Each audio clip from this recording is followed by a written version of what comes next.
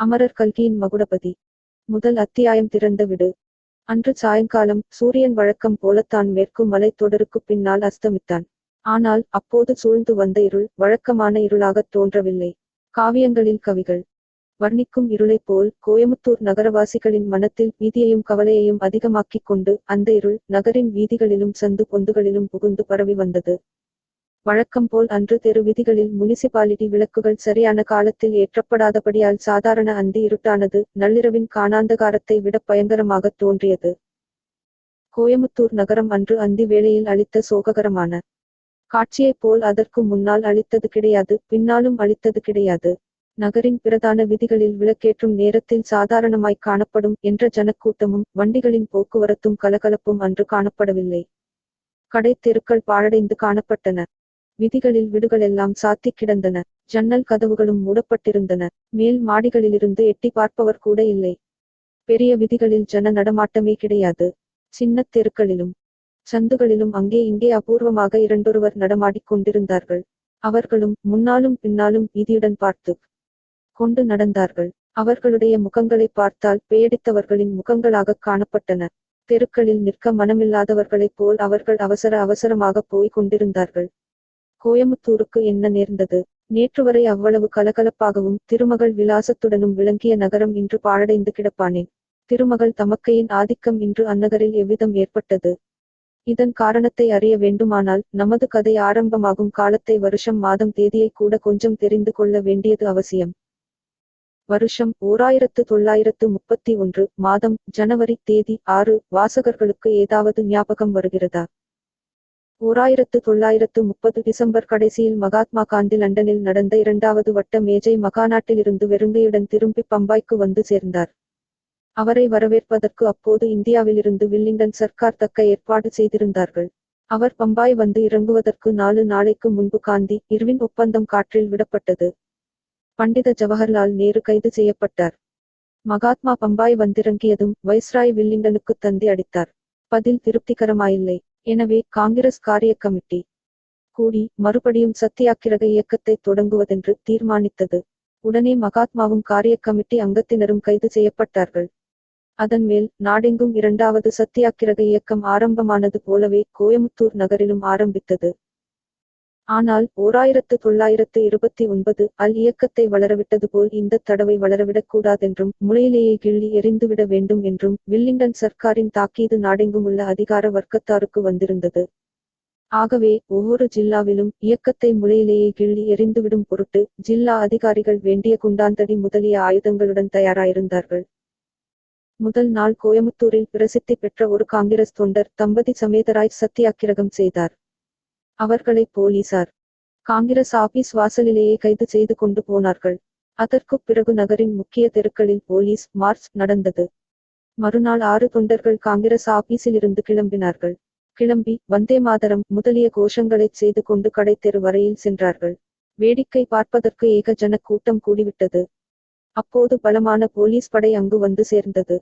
முன்னாள் போலீஸ் அதிகாரிகள், அவர்களுக்குப் பின்னால் குண்டாந்தடி சகிதமாக சாதாரண போலீஸ் ஜவான்கள், அவர்களுக்குப் பின்னால் துப்பாக்கி சகிதமாக மலபார் ஸ்பெஷல் போலீஸ், இப்படியாக அந்த போலீஸ் ஊர்வலம் வந்து கொண்டிருந்தது. தொண்டர்கள் நின்ற கடைத்தெரு முனைக்கு வந்ததும் தலைமை போலீஸ் அதிகாரி பயங்கரமான குரலில் போலீஸ் படையை பார்த்து உத்தரவுகள் போட்டார். நாலாபுறமும் கூடியிருந்த ஜனங்களைப் பார்த்ததும் ஏதோ சொன்னார். அவர் சொன்னது இன்னதென்று யாருக்கும் தெரியவில்லை. கூட்டத்திலிருந்தவர்களில் பொறுப்பற்ற இளம் பிள்ளைகள் சிலர் போலீஸ்காரர்களை பரிகசிக்கும் பாவனையாக கூச்சலிட்டார்கள். அடுத்த நிமிஷம் போலீஸ் குண்டாந்தடி கைவரிசையை காட்டத் தொடங்கிற்று. சில போலீஸ் ஜவான்கள் தொண்டர்களைச் சூழ்ந்து கொண்டு அடிக்கத்தா ஒடுங்கினார்கள். அடி ஆரம்பமான போது தொண்டர்கள் கூட்டத்திலிருந்து வந்தே மாதரம் என்று கிளம்பிய வீர கோஷத்தின் ஸ்வரம் வர வர குறைந்து வந்தது. ஒவ்வொரு தொண்டராக கீழே விழுந்து வந்தார்கள். சிலருக்கு உணர்வு தப்பிவிட்டது. தொண்டர்களைச் சாதாரண போலீசார் ஒரு புறம் கவனித்துக் கொண்டிருக்கையில் மலபார் ஸ்பெஷல் போலீஸ் வீரர்கள் சுற்றுமுற்றும் கூடியிருந்த ஜனங்களை ஸ்பெஷலாக கவனிக்கத் தொடங்கினார்கள்.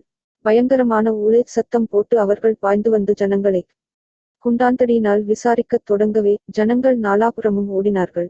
அப்படி ஓடினவர்களைத் தொடர்ந்து ஜவான்கள் துரத்தினார்கள். துரத்தப்பட்டவர்களில் சிலர் கடைகளுக்குள்ளும் வீடுகளுக்குள்ளும் நுழைந்தார்கள். போலீசார் அவர்களுக்குப் பின்னால் புகுந்து தாக்கினார்கள். தெருவிலே போனவர்கள் வந்தவர்கள், வண்டிக்காரர்கள், விட்டுக்காரர்கள், கடைக்காரர்கள், கடைக்கு வந்தவர்கள், வேடிக்கை பார்த்தவர்கள், பார்க்காமல் ஓடியவர்கள் ஆகிய சகலரும் பட்சபாதமின்றி அன்றைய தினம் பிரிட்டிஷ் அதிகாரத்தின் மகத்துவத்தை மண்டையிலும் முதுகிலும் தோள்பட்டைகளிலும் முழங்கால் சில்லுகளிலும் அனுபவித்தார்கள். கடைத்தெருவில் சில கடைகளுக்குள் போலீசார் புகுந்த செய்தியைக் கேட்டதும் எல்லாக் கடைகளும் மளமளவென்று சாத்தப்பட்டன. இதற்குள் செய்தி ஊரெல்லாம் பரவிவிட்டது. மலபார் போலீசார் விதியில் யாரைக் கண்டாலும் அடிக்கிறார்கள் என்றும், அடிக்கப்பட்ட காங்கிரஸ் தொண்டர்களில் ஒருவர் இறந்து போனார் என்றும் வதந்தி பரவியது. இதனால் நகரம் முழுவதும் கதிகலங்கிப் போய்விட்டது. சற்று நேரத்திற்கெல்லாம் நகரின் வீதிகளில் போலீசார் மார்ச் செய்து கொண்டு போனதனால் ஜனங்களின் பீதி அதிகமாயிற்று. யாரும் வெளியில் தலை காட்டத் துணியவில்லை. எல்லோரும் அவரவர்களுடைய வீடுகளுக்குள் கதவை சாத்தித் தாளிட்டுக் கொண்டு இருந்தார்கள். கொஞ்ச நேரத்துக்குப் பிறகு முனிசிபல் விளக்குகள் ஏற்றப்பட்டன. ஆனால் அவையும் பயத்தால் மங்கலாகப் பிரகாசித்தது போலவே தோன்றின. இந்த மங்கிய வெளிச்சத்தில் அனுமந்தராயன் தெருவில் சுமார் 20 பிராயமுள்ள ஓர் இளைஞன் அடிக்கடி திரும்பித் திரும்பிப் பார்த்து கொண்டே விரைவாகப் போய் கொண்டிருந்தான். அனுமந்தராயன் தெரு மிகவும் குறுகலான தெரு. இதில் வீடுகளைக் காட்டிலும் வியாபாரிகள் சாமான்களை நிரப்பி வைக்கும் கிடங்குகள் தான் அதிகமாயிருந்தன. ஆதலால் சாதாரணமாகவே இந்தத் தெருவில் அஸ்தமித்த பிறகு ஜன நடமாட்டம் குறைவாக இருக்கும். இப்போதோ அந்தத் தெரு முழுவதும் துணியமாகவே காணப்பட்டது. ஆனாலும் அந்த வாலிபன் தான் யாருடைய கண்ணிலும் பட்டுவிடக்கூடாது என்ற கவலையுடன் ஒளிந்து ஒளிந்து போவதாகத் தோன்றியது. களை பொருந்திய அவன் முகத்தில் பயத்தின் அறிகுறி தென்பட்டது. அவனுடைய உடையைச் சற்று கவனித்தோமானால் அவன் அவ்விதம் பயந்து கொண்டு செல்வது நமக்கு ரொம்பவும் ஆச்சரியமளிக்கும். அவன் கதர் உடை தரித்து தலையிலும் கதர் குல்லா வைத்திருந்தான். அவன் தேசத்தொண்டில் ஈடுபட்டவன் என்பதில் சந்தேகமில்லை. ஆனால் அந்தத் தேசத்தொண்டன் அவ்விதம் பயத்துடன் ஒளிந்து ஒளிந்து செல்வதேன்? போலீஸ் தடியடிக்குப் பயந்து ஓடி வந்தவனோ? ஆனால் தடியடி உற்சவந்தான் சாயங்காலமே தீர்ந்து போய்விட்டதே. இப்போது என்னத்திற்காக அவன் இவ்விதம் பயப்பட்டு ஒளிய வேண்டும்? அதே சமயத்தில் அனுமந்தராயன் தெரு முனையை நாம் அடைந்தோமானால் மேற்படி மர்மத்தை ஒருவாறு அறிந்து கொள்ளலாம். ஆமாம், அந்த முனையில் 2 தடியர்கள் விதி ஓரத்தில் நின்று மெதுவான குரலில் பேசிக் கொண்டிருந்தார்கள். அவர்கள் தோற்றத்தில் தடியர்களாயிருந்ததுடன் கையிலும் தடி வைத்திருந்தார்கள். இந்தச் சந்திலேதான் புகுந்தான் என்று ஒருவன் சொன்னான். அப்படியானால் வா, அவனை இன்றைக்கு தீர்த்தையாக வேண்டும். இப்படி பேசிய தடியர்கள் இருவரும் தெருவுக்குள் நுழைந்தார்கள். அச்சமயம் தெருவின் மத்தியில் போய்க்கொண்டிருந்த இளைஞன் திரும்பி பார்த்தான். ஒரு முனையில் போட்டிருந்த விளக்கின் வெளிச்சத்தில் அந்தத் தடியர்களின் உருவங்கள் தெரிந்தன. அவர்களைப் பார்த்ததும் இளைஞனின் உடம்பு சிறிது நடுங்கிற்று. விதியோரத்து இருண்ட நிழலில் இன்னும் நன்றாய் நகர்ந்து கொண்டு அவன் மேலே விரைந்து சென்றான். ஓடினால் கால் சத்தம் கேட்குமே என்றும் அவனுக்குப் பயமாயிருந்தது. ஆகையால் சத்தம் கேட்காதபடி கூடிய வரையில் வேகமாக நடந்தான். 4 வீடு தாண்டியதும் ஒரு வீட்டு வாசற்ககவண்டை யாரோ ஒருவன் நிற்பது போல் தோன்றியது. அருகில் நெருங்கிய போது அவன் ஒரு வயதான கிழவன் என்று தோன்றியது. அவன் வாசற்புறத்திலிருந்து விட்டுக்கதவின் பூட்டைத் திறந்து கொண்டிருந்தான். தேசிய உடை தரித்த வாலிபன் அந்த இடத்துக்கு வந்ததும் கிழவன் வீட்டின் கதவைத் திறந்ததும் சரியாக இருந்தது. கதவைத் திறந்துவிட்டு கீழே விழுந்திருந்த கைத்தடியை எடுப்பதற்காக அந்தக் கிழவன் குனிந்தபோது வாலிபன் சட்டென்று அந்தத் திறந்த வீட்டுக்குள் நுழைந்தான். 2ஆம் அத்தியாயம் பெண்குரல். திறந்த வீட்டுக்குள் நுழைந்த வாலிபன் கிழவனுக்குத் தெரியாமல் மறைந்து கொள்ளும் நோக்கத்துடன் சுற்றுமுற்றும் பார்த்தான். அந்த வீட்டு நடையில் ஒரு பக்கத்தில் மரப்பலகையினாலான குறுகிய மச்சுப்படி காணப்பட்டது. மச்சுப்படியின் ஓரத்தில் கரியடைந்த அரிக்கன் விளக்கு மிக மங்கலான ஒளியைத் தந்து கொண்டிருந்தது. மச்சுப்படிக்குப் பின்னால் ஒளிந்து கொள்ள முடியுமோ என்று பார்ப்பதற்காக வாலிபன் அங்கே போவதற்குள் கிழவன் உள்ளே நுழைந்து விட்டான். யாரடா அவன் என்று கிழவன் கேட்ட குரலில் வியப்பும் திகைப்பும் கோபமும் கலந்திருந்தன. ஆனால் அந்தக் குரலைக் கேட்ட வாலிபன் பளிச்சென்று திரும்பிப் பார்த்தபோது அவனுடைய முகத்தில் வியப்புடன் மகிழ்ச்சியும் காணப்பட்டது. பாட்டா என்று சொல்லி அவன் கிழவனை ஏறிட்டுப் பார்த்தபடி நின்றான். யார், மகுடபதியா என்று கிழவன் கேட்டான். அவனுடைய குரலில் இப்போது கோபத்துக்குப் பதிலாகக் கனிவு தோன்றியது. ஆமாம் பாட்டா. இதென்ன அதிசயம் தம்பி, நீ எப்போது இங்கே வந்தே? எப்படி வந்தே? வாசற்கதவு பூட்டியிருக்கிறதே. நீ பூட்டைத் திறந்துவிட்டு தடியை எடுக்கக் குனிந்தாயல்லவா பாட்டா? அப்போது நுழைந்தேன். ஆனால் நுழையும்போது நீதான் என்று தெரியாது. உன்னிடம் அகப்பட்டுக் கொள்ளாமலிருக்க இந்த மச்சுப்படிக்குப் பின்னால் ஒளிய பார்த்தேன். என்ன வேடிக்கை பார் என்று கூறி மகுடபதி சிரிக்க முயன்றான். ஆனால் அச்சமயம் கிழவன் முகத்தில் காணப்பட்ட தயக்கத்தையும் பயத்தையும் பார்த்தபோது சிரிப்பு வாய்க்குள்ளே அடங்கிவிட்டது. நீ விளையாடுகிறாயோ என்னமோ தெரியவில்லை தம்பி. ஆனால் அதெல்லாம் அப்புறம் பேசிக் கொள்ளலாம். நீ இந்த வீட்டில் இருக்கக்கூடாது. ஒரு வினாடி கூட இருக்கக்கூடாது. உடனே போய்விடு என்று கிழவன் பரபரப்புடன் சொன்னான். மகுடபதி அப்போது பாதி விளையாட்டுக் குரலில் அதெல்லாம் முடியாது பெரியண்ண கவுண்டரே. நான் இந்த விட்டை விட்டு இன்று ராத்திரி கிளம்ப முடியாது. அப்படி என்னத்திற்காக என்னைக் கண்டு பயப்படுகிறாய்? இந்த விட்டில் நீ கிளவாட வரவில்லையே. உன் கையில் இருப்பது தடிதானே, கண்ணக்கோல் இல்லையே என்று சொல்லி வந்தவன் சட்டென்று பேசுவதை நிறுத்தி வாசல் பக்கம் கவனமாக காது கொடுத்து கேட்டான். விதியில் காலடி சத்தம் நெருங்கி வந்து கொண்டிருந்தது. மனிதர்கள் பேசுகிற குரலும் கேட்டது. பெரியண்ணன் ஏதோ கேட்க வாயெடுத்த போது மகுடபதி தன் வாயின் மேல் விரலை வைத்து பேசாமலிருக்கும்படி சமிக்ஞை செய்தான். ஏற்கனவே மங்கலாக எரிந்த அரிக்கன் லாந்தரின் திரையை இன்னும் கொஞ்சம் சின்னதாக பண்ணி அதை மச்சு படிக்கு பின்னால் வைத்தான். விட்டை நெருங்கிய காலடி சத்தமும் பேச்சுக் குரலும் விதியோடு சென்று சிறிது நேரத்துக்கெல்லாம் மறைந்தன. மகுடபதி பெரியண்ணன் கையை பிடித்து ஜன்னலண்டை அழைத்து கொண்டு போய் வெளியே சுட்டி காட்டினான். தூரத்தில் 2 தடியர்கள் போய் கொண்டிருந்தார்கள். நீ கதவை தாழ்பாளிட்டது நல்லதாய் போயிற்று என்றான் மகுடபதி மெல்லிய குரலில். என்ன தம்பி சமாசாரம்? யார் அவர்கள்? எதற்காக நீ அவர்களைக் கண்டு பயப்படுகிறாய் என்று பெரியண்ணனும் மெதுவான குரலில் கேட்டான். பாட்டா, அவர்கள் இருவரும் என்னை இன்றைக்கு கொன்று போட்டு விடுவதென்று வந்திருக்கிறார்கள். இன்று ராத்திரி என்னை வெளியே அனுப்பினாயானால் அப்புறம் என்னை உயிரோடு பார்க்க மாட்டாய். மறு உலகத்தில் தான் பார்ப்பாய் என்று மகுடபதி சொன்னபோது கிழவன் முகத்தில் கோபம் கொதித்தது. என்ன சொல்கிறாய் தம்பி? இவன்களுக்கு பயந்து கொண்டா நீ இந்த விட்டில் ஒளிந்தாய்? எந்தக் களவாணி பயல் உன் மேல் கையை வைக்கிறான்? பார்க்கலாம் யாருக்கு அவ்வளவு நெஞ்சு தைரியம். பார்த்து விடுகிறேன் வா, இப்போதே வெளியே போகலாம் என்று சொல்லிக் கொண்டே கதவை திறக்கப் போன பெரியண்ணன் எதையோ நினைத்துக் கொண்டவன் போல் திடீரென்று தயங்கி நின்றான். மச்சுப் படிகளுக்கு மேலே ஒரு நிமிஷம் உற்று பார்த்தான். பிறகு மகுடபதியை நோக்கிச் சொன்னான். தம்பி, ரொம்ப தர்மசங்கடமாய் போச்சு. இந்தச் சமயத்திலா உனக்கு இம்மாதிரி ஆபத்து வரவேணும்? இன்னொரு சமயமாயிருந்தால் உன் மேல் கை வைக்கத் துணிகிறவனின் கையை ஒடித்துக் கழுத்தையும் நெரித்துவிட்டு மறுகாரியம் பார்ப்பேன். ஆனால் இந்தச் சமயம் சரியாயில்லை. நான் வேறு காரியமாய் இங்கே வந்திருக்கிறேன் தம்பி. கிழவன் மச்சு படிக்கு மேலே அடிக்கடி அண்ணாந்து பார்த்தது. மகுடபதிக்கு நினைவு வந்தது. அவனுக்கு ஒரு சந்தேகம் உதித்தது. இந்த விட்டில் வேறு யாராவது இருக்கிறார்களா என்ன பாட்டா? ஆனால் விடு வெளியில் பூட்டியல்லவா இருந்தது. நீ வந்துதானே கதவைத் திறந்தாய் என்றான். கிழவன் பரபரப்புடன் ஆமாம் தம்பி ஆமாம், இந்த விட்டில் யாரும் இல்லை. நான் வந்துதான் கதவைத் திறந்தேன். ஒரு முக்கியமான காரணத்தினால் இப்போது இந்த விட்டை விட்டு நான் வெளியே வர முடியாது. நீ இங்கு இருக்கவும் கூடாது. போய்விடு என்றான். பெரிய மூடுமந்திரமாய் பேசுகிறாயே பாட்டா. இங்கே நான் இன்றைக்கு ராத்திரி இருந்தால் உனக்கு என்ன நஷ்டம்? இந்த வேளையில் என்னை இங்கே போகச் சொல்கிறாய்? கொலைகாரர்களிடம் நீயே என்னை காட்டிக் கொடுத்து விடுவாய் போலிருக்கிறதே. சீச்சி, என்ன வார்த்தை சொல்கிறாய் தம்பி? முக்கியமான காரணம் இல்லாவிட்டால் சொல்வேனா? ஆனால் நீ இப்படி பாடுபட்டு பதுங்குவது எனக்கு ஆச்சரியமாயிருக்கிறது. 50 குடிகாரர்கள் சேர்ந்தாற்போல் உன்மேல் பாய்ந்த போது கூட மனம் கலங்காமல் நின்றாயே. அப்படிப்பட்ட நீ 2 களவாணி பயல்களுக்கு பயப்படுகிறாயே. இதை கேள் பாட்டா. நமது தமிழ் நாட்டில் திருவள்ளுவர் என்று ஒரு பெரியவர் இருந்தார். இப்போது அந்தக் கதையெல்லாம் பேசச் சமயமில்லை தம்பி என்று கிழவன் தடுத்ததை பொருட்படுத்தாமல் மகுடபதி மேலும் சொன்னான். அந்தத் திருவள்ளுவர் என்ன சொன்னார் என்றால், அஞ்சுவது அஞ்சாமை பேதமை, அஞ்சுவது அஞ்சல் அறிவார் தொழில் என்றார். அதாவது பயப்பட வேண்டிய காரியத்துக்கு பயப்பட வேண்டும். அசட்டு தைரியம் உதவாது என்று அந்தப் பெரியவர் சொல்லியிருக்கிறார். சத்தியாக்கிரகத் தொண்டர் படையில் சேர்ந்து போய் போலீஸ் குண்டாந்தடியால் அடிபட்டு செத்தால் பிரயோசனமுண்டு. சாகும்போது தேசத்துக்காக உயிரை விடுகிறோம் என்ற திருப்தியுடன் சாகலாம். கிழவன் மிகுந்த ஆர்வத்துடன் தம்பி, இன்றைக்கு என்ன நடந்தது? ரொம்ப கலாட்டாவாமே. போலீஸ்காரர்கள் ரொம்ப அக்கிரமம் பண்ணி விட்டார்களாமே. ஊரெல்லாம் கொல்லென்று போய் கிடக்கிறதே. காங்கிரஸ் தொண்டர்கள் செத்து போனது வாஸ்தவந்தானா என்றான். இதுவரையில் ஒருவரும் சாகவில்லை பாட்டா. ஆனால் அந்தக் கண்காட்சியை நீ பார்க்க கொடுத்து வைக்கவில்லையே. காந்தி மகாத்மாவினுடைய ஆன்ம சக்தியை இன்றைக்குத்தான் நான் பார்த்தேன். கொஞ்சம் கூட ஈவு இரக்கம் பச்சாத்தாபம் இல்லாமல் போலீசார் என்ன அடி அடித்தார்கள். ஆனால் காங்கிரஸ் தொண்டர்கள் கொஞ்சமாவது மனம் கலங்க வேண்டுமே, ஓட வேண்டுமே. ஒரு தொண்டர் 30 அடி அடிக்கிற வரையில் வந்தே மாதரம் மகாத்மா காந்திக்கு ஜே என்று கோஷித்துக் கொண்டிருந்தார். அப்புறம் கீழே விழுந்து மூர்ச்சையானார். ஐயையோ, கேட்பதற்குச் சகிக்கவில்லையே. அப்படியா அடித்தார்கள் பாவிகள்? நல்லவேளை நீயாவது தப்பி வந்தாயே. என்ன அப்படிச் சொல்கிறாய் பாட்டா?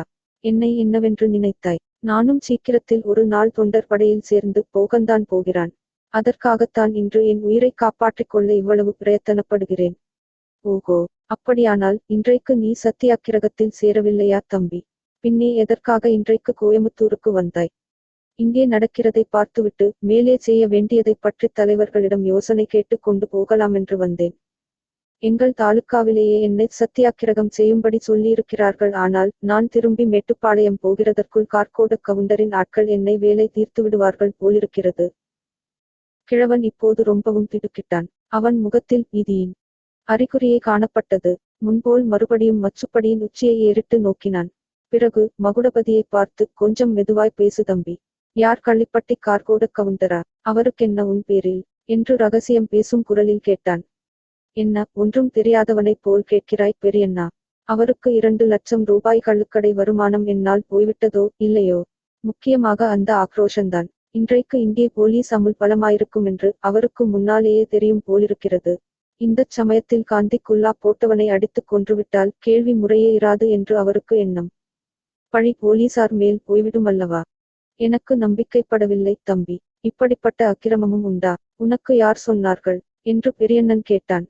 இந்தச் சமயத்தில் மேலே இருந்து தேனினும் இனியதான ஒரு பெண் குரல், பாட்டா?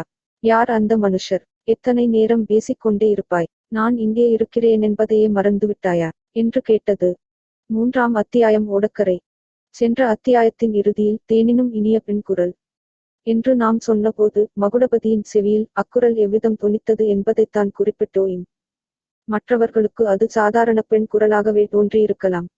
அந்த தேனினும் இனிய குரல் மகுடபதிக்கு அளித்த வியப்பையும் கிளர்ச்சியையும் வர்ணிக்கத் தரமன்று. அந்த குரலை சுமார் 1.5 வருஷத்துக்கு முன்னால் ஒரு தடவை மகுடபதி கேட்டிருக்கின்றான். ஒரே ஒரு தடவைதான். ஆனால் அதை கேட்ட இடமும் சந்தர்ப்பமும் அந்த குரலில் கூறப்பட்ட விஷயங்களும் அவன் மனதில் என்றும் மறக்க முடியாதபடி பதிந்து கிடந்தன. மீண்டும் இப்படிப்பட்ட எதிர்பாராத வேளையில் எதிர்பாராத இடத்தில் அந்த குரலை கேட்டபோது மகுடபதிக்கு உடம்பை ஒரு குலுக்கு குலுக்கி போட்டுவிட்டது. குரல் கேட்ட அதே காலத்தில் மகுடபதி அண்ணாந்து பார்த்தான். அழுது வடிந்த அரிக்கன் லாந்தரின் மங்கிய வெளிச்சத்திலும் அந்த பெண்ணின் சிறிது குனிந்த முகம் அவனுக்கு பளிச்சென்று புலப்பட்டது. ஆமாம், அவள் தான், சந்தேகமில்லை. பார்த்தது பார்த்தபடியே நின்றான் மகுடபதி. அந்த பெண்ணோ மின்னல் விச்சை போல் ஒரு தடவை அவனை பார்த்துவிட்டு கிழவனை நோக்கினாள். கிழவன் தடுமாறிய வண்ணம், அம்மா செந்திரு, இதோ ஒரு நிமிட்டி லே வந்து விடுகிறேன். தாயி, கொஞ்சம் பொறுத்துக்கொள் என்றான்.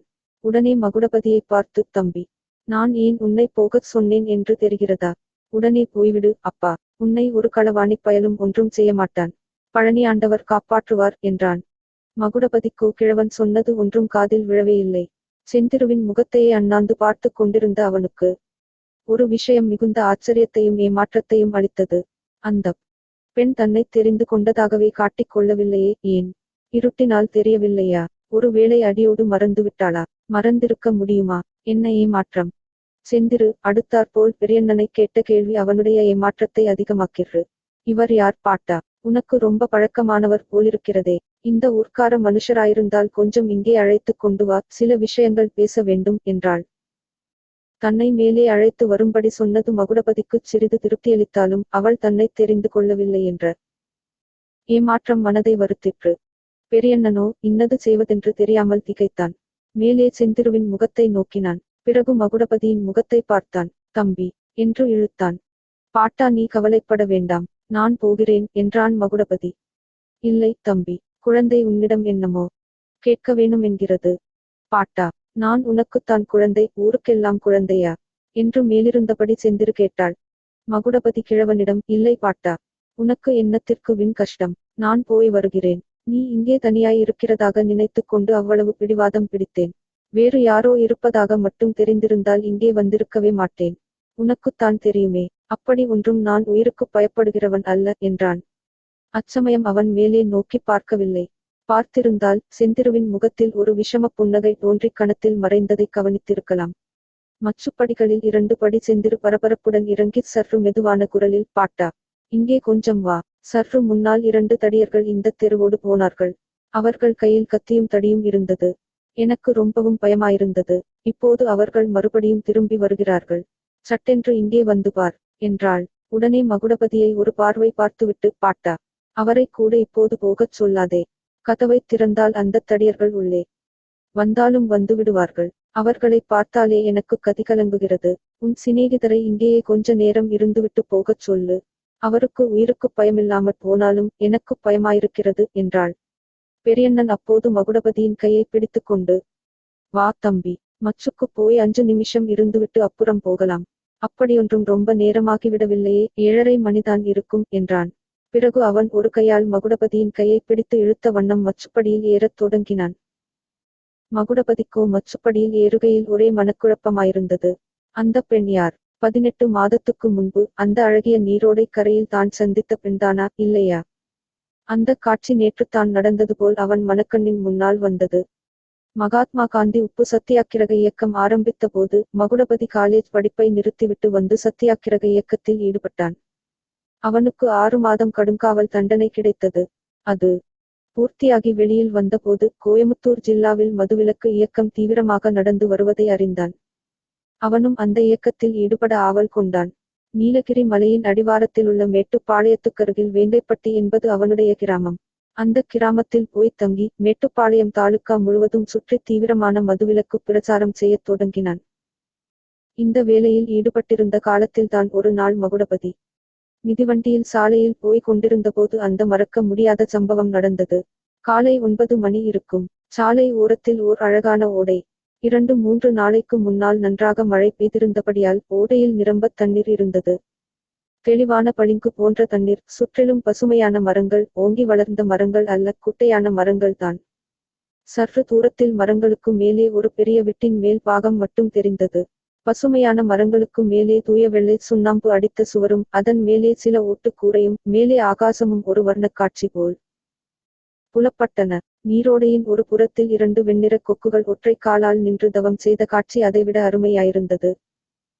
மகுடபதி அந்த ஓடை காட்சியைக் கண்டு சிறிது நேரம் இன்புற எண்ணி மிதிவண்டியிலிருந்து இறங்கினான். மிதிவண்டியை ஒரு மரத்தடியில் சாத்திவிட்டு ஓடையில் தண்ணீர் கரைக்குச் சமீபமாய்ச் சென்றான். அப்படி போகும் போது சுற்றுமுற்றும் பார்க்கையில் அவனுடைய நெஞ்சை ஒரு கணம் ஓடாமல் நிறுத்திய ஒரு காட்சி தென்பட்டது. ஒரு மரத்தடியில் ஓர் அழகிய இளம் பெண் படுத்துக் கொண்டிருந்தாள். அவளுடைய கண்கள் மூடியிருந்தன. அந்த நிலையில் அவளை பார்க்கும்போது சாதாரண மனித பெண்ணாகத் தோன்றவில்லை. நிசப்தமான அந்த ஏகாந்தமான பிரதேசத்தில் அந்த அழகிய ஓடைக்கரையில் இந்த நேரத்தில் படுத்துத் தூங்குவது மனித பெண்ணாயிருக்க முடியாது, வனதேவதையாகத் தானிருக்க வேண்டும். இப்படி எண்ணிய மகுடபதிக்குச் சட்டென்று இன்னொரு நினைவு உண்டாயிற்று. அவள் தூங்குகிறாளோ அல்லது ஏதாவது ஒரு காரணத்தினால் மூர்ச்சையாகித்தான் கிடக்கிறாளோ? இவ்விதம் எண்ணியதும் அவன் விரைந்து சென்று அப்பெண்ணின் அருகில் நெருங்கினான். குனிந்து பார்த்தான். மூர்ச்சையாயிருக்கிறாளு தூங்குகிறாளா என்று தெரிந்து கொள்ள வழி தெரியவில்லை. மூக்கின் அருகில் விரலை நீட்டியபோது மிக மிக இலேசாக மூச்சு வருவது போல் தெரிந்தது. அதே சமயத்தில் அந்த முகத்தின் அழகும் அவன் கண்ணுக்குத் தெரியாமல் போகவில்லை. மூடியிருந்த கண்கள் கூம்பிய நீலோட்பல மொட்டுக்களை அவனுக்கு ஞாபகப்படுத்தின. ஒரு கொசுத்தேலி அம்முகத்தினருகில் வந்து அப்போது வட்டமிட்டது. இந்த முகத்தை தாமரை மலர் என்று எண்ணித்தான் இந்த தேனி வட்டமிடுகிறது என்று நினைத்தான். வெறுமே இப்படிப்பட்ட வர்ணனை கற்பனைகளில் அவன் அதிக காலம் கடத்தி விடவில்லை. தூங்குகிறவளாயிருந்தால் இவ்வளவு சமீபத்தில் நாம் வந்து நிற்கும் போது விழித்துக் கொள்ளாமல் இருப்பாளா? மூர்ச்சையாகத்தான் இருக்க வேண்டும் என்று தீர்மானித்துக் கொண்டு ஓடைக்கரைக்கு ஓடினான். கைக்குட்டையை தண்ணீரில் நனைத்து எடுத்துக்கொண்டு ஒரு நொடியில் ஓடி வந்தான். அந்த தண்ணீரை பிழிந்து முகத்தில் தெளித்தவுடனே அவள் பளிச்சென்று எழுந்து உட்கார்ந்து முகத்தை துடைத்துக் கொண்டதோடல்லாமல் மகுடபதியை பார்த்து கலகலவென்று சிரிக்கவும் தொடங்கினாள். மகுடபதிக்கு முதலில் சிறிது வெட்கமாயும் கோபமாயும் இருந்தது. ஆனால் அவளுடைய கலகலப்பான இனிய சுபாவமும் சாதுரியமான பேச்சும் அதை மாற்றிவிட்டன. முகத்தின் மோகன செலந்தரியத்தோடு கவிகள் வர்ணிப்பது போல் காதளவு நீண்ட கண்களின் காந்த சக்தியும் சேர்ந்துவிட்டால் பிறகு கேட்பானேன். அந்த மரத்தடியிலேயே நிம்மதியாக உட்கார்ந்து இருவரும் பேசத் தொடங்கினார்கள். மகுடபதி அந்த பெண்ணைப் பற்றிய விவரங்களையெல்லாம் அறிய விரும்பினான். அவளோ தன்னைப் பற்றி ஒன்றும் அதிகமாய் சொல்லாமல் மகுடபதியைப் பற்றியும் அவன் அப்போது செய்த வேலையைப் பற்றியும் மூச்சுவிடாமல் கேள்வி கேட்டு அவனைத் திணற அடித்தாள். 6 மாதம் ஜெயிலில் இருந்துவிட்டு வந்தேன் என்று மகுடபதி சொன்னபோது இது ஒரு பிரமாதமா? நான் 3 வருஷமாக ஜெயிலில் இருக்கிறேனே. அதோ அந்த விடுதான் என் ஜெயில் என்று அவள் சொன்னாள். இதைக் கேட்ட மகுடபதிக்கு மனதை என்னமோ செய்தது. அதைப் பற்றி மேலும் விசாரிப்பதற்குள் அவள் பேச்சை மாற்றிவிட்டாள். மகுடபதி இன்னொரு சமயம் பேச்சினிடையே பாரதத் தாயின் விடுதலைக்காகத்தான் நாங்கள் எல்லோரும் பாடுபடுகிறோம் என்றான். அப்போது அந்த பெண் பெருமூச்சுடன், என்னை யார் வந்து எப்போது விடுதலை செய்யப் போகிறார்களோ தெரியவில்லை என்றாள். நான் செய்கிறேன், தேசம் விடுதலையடைந்தவுடனே நானே வந்து உன்னை விடுதலை செய்கிறேன் என்று மகுடபதி பளிச்சென்று பதில் சொன்னான். இந்த வார்த்தை சத்தியமா என்று அவள் கேட்டாள். சத்தியம் என்று மகுடபதி உறுதி கூறி, ஆனால் நீ உன்னைப் பற்றி ஒன்றுமே சொல்ல மாட்டேனென்கிறாயே என்று கேட்டான். இந்தச் சமயத்தில் சற்று தூரத்தில் மோட்டார் வண்டியின் ஹாரன் சப்தம் கேட்டது. ஐயோ, சித்தப்பா வருகிறார் உன்னையும் என்னையும் சேர்த்துக் கண்டால் இங்கேயே கொலை விழுந்துவிடும் என்று சொல்லிவிட்டு அந்தப் பெண் எழுந்து விரைந்து போய் மரங்களுக்குப் பின்னால் மறைந்து விட்டாள். அந்தப் பெண் தானா இவள்? அல்லது நமக்குத்தான் சித்தப்பிரமையா என்று மகுடபதி மச்சுப்படி ஏறும்போது சிந்தனை செய்தான். அடடா, தன்னுடைய பெயர் என்ன என்று கூடச் சொல்லாமற் போய்விட்டாள். செந்திரு. என்ன அழகான அபூர்வமான பெயர். அந்தப் பட்டிக்காட்டுப் பெண்ணுக்கு இவ்வளவு அழகான பெயர் யார் வைத்திருக்க முடியும்? 4ஆம் அத்தியாயம் கத்திக்குத்து. மச்சுப்படிகளில் ஏறி மேல்மாடித் தளத்தை அடைந்ததும் மகுடபதி சுற்றுமுற்றும் பார்த்தான். ஒரு பெரிய ஹாலும் அதன் ஒருபுறத்துச் சுவரில் 2 வாசற்படிகளும் காணப்பட்டன. திறந்திருந்த வாசற்படி வழியாகப் பார்த்தால் இருளடைந்த அறை ஒன்று தோன்றிற்று. ஹாலின் மத்தியில் ஒரு மேஜையும் அதைச் சுற்றி 4 நாற்காலிகளும் இருந்தன. ஒரு பக்கத்தில் சுவர் ஓரமாக ஒரு பழைய சோபா கிடந்தது. தரையும் மேஜை நாற்காலிகளும் சோபாவும் புழுதியடைந்து கிடந்தன. சில இடங்களில் மட்டும் புழுதி கலைந்திருந்தது. இதனாலெல்லாம் அது வெகு நாளாக குடித்தனம் இல்லாத வீடு என்று ஊகிப்பது சாத்தியமாயிருந்தது. மேலேயிருந்து அழுக்கடைந்த மின்சார விளக்குகள் தொங்கின. அவற்றை ஏற்றி வெகு நாளாகியிருக்க வேண்டும். ஒருவேளை கரண்ட் டே வரவதில்லை போலிருக்கிறது. இல்லாவிட்டால் அரிக்கன் லாந்தர் எதற்கு? இந்த ஹாலுக்கும் வெளிச்சம் அளித்தது ஒரு அரிக்கன் லாந்தர்தான். சோபாவின் மேல் ஹோட்டலிலிருந்து வாங்கி வந்த பட்சணப் பொட்டணங்கள் கிடந்தன. கீழே ஒரு பிறங்குப் பெட்டியும் கூஜாவும் காணப்பட்டன. சற்று தூரத்தில் தரையில் படுப்பதற்கான சமுக்காளமும் விரித்துக் கிடந்தது. இவ்வளவையும் மகுடபதி ஒரே நிமிஷத்தில் பார்த்து கொண்டான். ஓடைக்கரையில் தான் பார்த்த பெண்ணாயிருந்தால் என்னத்திற்காக இந்த குடியில்லாத வீட்டில் வந்து தனியாக இருக்கிறாள் என்று நினைத்த வண்ணம் ஜன்னல் பக்கம் நோக்கினான். அதுவரையில் அவனை பார்த்து கொண்டிருந்த செந்திரு சட்டென்று கிழவன் பக்கம் திரும்பி பாட்டா, சீக்கிரம் வந்தாலல்லவா தேவலை, அவர்கள் மறுபடியும் திரும்பிப் போகிறார்கள் என்றாள். பெரியண்ணன் ஜன்னலண்டை போய் செந்திரு சுட்டிக் காட்டிய பக்கம் கூர்ந்து பார்த்தான். ஒன்றும் தெரியவில்லையே அம்மா என்றான். உனக்கு ஏற்கனவே சாளேசுரம், இந்த இருட்டிலே என்ன தெரியப் போகிறது? அதோ அந்தச் சந்து வழியாகத் திரும்புகிறார்கள் பார் என்றாள். மகுடபதியும் ஜன்னலுக்குச் சற்று தூரத்தில் நின்றபடியே உற்று பார்த்தான். அவனுக்கும் ஒன்றும் புலனாகவில்லை. அவர்கள் யார் தெரியுமா பாட்டா உனக்கு? பார்க்கிறதற்கே பயமாயிருந்தது. இவருக்கு மட்டும் கொஞ்சம் கூட பயமில்லை போலிருக்கிறது என்று சொல்லிக் கொண்டே செந்திரு ஜன்னலண்டையிலிருந்து திரும்பினாள். தன்னை இவ்விதம் அவள் கேலி செய்தது கூட மகுடபதிக்குத் தெரியவில்லை. அச்சமயம் அவளுடைய முகத்தில் தவழ்ந்த குறுகுறுப்பான புன்னகையும் விஷமமான கடைக்கண் பார்வையும் அவ்வளவு தூரம் அவனை மயக்கிவிட்டன. எல்லாரும் ஹாலின் நடுமத்திக்குப் போனார்கள். செந்திரு சமுக்காளத்தில் உட்கார்ந்தாள். பாட்டா, எனக்கு பசி பிராணன் போகிறது, வா சாப்பிடலாம் என்று சொல்லிக் கொண்டே சோபாவின் மேல் வைத்திருந்த பொட்டணங்களை எடுத்து வைத்துக் கொண்டு பிரிக்கத் தொடங்கினாள். பிரசித்தி பெற்ற கோயமுத்தூர் ஜிலேபிகளையும் ரவை தோசைகளையும் பார்த்ததும் மகுடபதியின் நாக்கில் ஜலம் ஊறிற்று. பாவம், அவன் காலையில் சாப்பிட்டதுதான். நிஜமாகவே அவனுக்குப் பசியினால் பிராணன் போய் கொண்டிருந்தது. கிழவன் கூஜாவை கொண்டு போய் பக்கத்தில் வைத்துவிட்டு மகுடபதியை நோக்கினான்.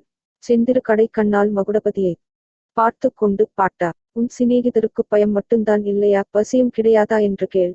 ஒருவேளை நாம் தொட்டதை அவர் சாப்பிடுவாரோ என்னமோ என்றாள் செந்திரு. ஏன் அம்மா அப்படிச் சொல்லுகிறாய்? இவரும் நம்முடைய இனத்தைச் சேர்ந்தவர்தான், மேலும் இவர் காந்திக்காரராச்சே என்றான். இந்த அழகான கையினால் விஷத்தை கொடுத்தாலும் சாப்பிடலாம் என்ற மனோநிலையில் அப்போதிருந்தான் மகுடபதி. அவனும் அவர்களுக்குச் சமீபமாய் போய் உட்கார்ந்து கொண்டான். அழகுதான் கவுண்டரே, எனக்கு இப்போது இருக்கும் பசியில் உங்களுக்கு ஒன்றும் பாக்கி வைக்க மாட்டேன். ஆமாம், இதையெல்லாம் எப்போது வாங்கிக் கொண்டு வந்தாய் பாட்டா? போலீஸ் கலாட்டாவுக்கு முன்னாலேயே வாங்கிக் கொண்டு வந்தாயாக்கும். சாயங்காலந்தான். ஹோட்டல் எல்லாம் மூடிவிட்டார்களே. அப்போது செந்திரு மறந்து போனதை திடீரென்று நினைத்துக் கொண்டவள் போல் திடுக்கிட்ட தோற்றத்துடன் பாட்டா, நீ போன காரியத்தைச் சொல்லவே இல்லையே. கடுதாசியை கொடுத்தாயா என்று கேட்டாள். நானும் மறந்து விட்டேனே குழந்தை. பங்களாவைக் கண்டுபிடித்தேன். அவர்கள் ஊரில் இல்லையாம், விட்டுச் சேவகன் இருந்தான் என்று கிழவன் சொன்னவுடன் செந்திரு ஐயையோ என்று அலறினாள். அவள் முகத்திலிருந்த குறுகுறுப்பு புன்னகையெல்லாம் மறைந்துவிட்டன. அந்த முகத்தில் இப்போது பீதியும் சொல்வதற்கு முடியாத கவலையும் காணப்பட்டன. இதை பார்த்த மகுடபதியும் பயந்து போனான். கிழவன் தொடர்ந்து, நாளைக்கு அநேகமாக வந்து விடுவார்களாம். சேவகனிடம் கடிதத்தை கொடுத்து விட்டு வந்திருக்கிறேன் என்றான். நிச்சயமாக நாளைக்கு வந்து விடுவார்களாமா என்று செந்திரு கேட்டாள். நாளைக்கு வருவதாகச் சொல்லிவிட்டு போனார்களாம். நிச்சயமாய் வருவார்களா என்று கேட்டதற்கு அந்த நாய் குலைக்க ஆரம்பித்து விட்டது. பேசாமல் வந்து விட்டேன். ஐயோ பாட்டா, அவர்கள் நாளைக்காவது வராமல் போனால் நான் என்ன செய்வேன்? இதை யோசனை செய்யாமல் கிளம்பி விட்டேனே என்று அழுகை வரும் குரலில் செந்திரு சொன்னாள். அவள் கண்களில் நீர் தழும்பிற்று. நான் எத்தனையோ தடுத்துச் சொன்னேன், நீ கேட்கவில்லை குழந்தை. இருந்தாலும் பழனி ஆண்டவன் இருக்கிறார், நீ வருத்தப்படாதே என்றான் கிழவன். இத்தனை நேரம் பேசாமல் கேட்டுக் கொண்டிருந்த மகுடபதி ஆவலை அடக்க முடியாமல் பாட்டா என்ன சமாசாரம்? யாருக்கு கடுதாசி? எதற்கு? என்னிடம் சொல்லலாமென்றால் சொல்லு. இன்றைய தினம் நீங்கள் எனக்கு அடைக்கலம் கொடுத்து என் உயிரை காப்பாற்றினீர்கள். இது உண்மையான விஷயம். இதற்காக என்னை நீங்கள் பயந்தவன் என்று பரிகாசம் செய்தாலும் உண்மையை மறைப்பதற்கு எனக்கு இஷ்டமில்லை என்று சொல்லி செந்திருவை கடைக்கண்ணால் பார்த்தான். மறுபடியும் கிழவன் பக்கம் திரும்பி என் உயிரை காப்பாற்றிய உங்களுக்கு நான் என்ன வேண்டுமானாலும் செய்ய காத்திருக்கிறேன் என்றான். அப்போது உணர்ச்சி மிகுதியால் அவனுடைய தொண்டை அடைத்தது. கிழவன் அப்போது செந்திருவை ஏறிட்டு பார்த்தான். குழந்தை, இவரிடம் சொல்லலாமா? உன் அபிப்பிராயம் என்ன என்ற கேள்விகள் அவனுடைய பார்வையிலேயே இருந்தன. செந்திரு பாட்டா, எனக்கு இவரை முன்பின் தெரியாது. உனக்கு நம்பிக்கையுள்ளவராயிருந்தால் சொல்லு என்றாள்.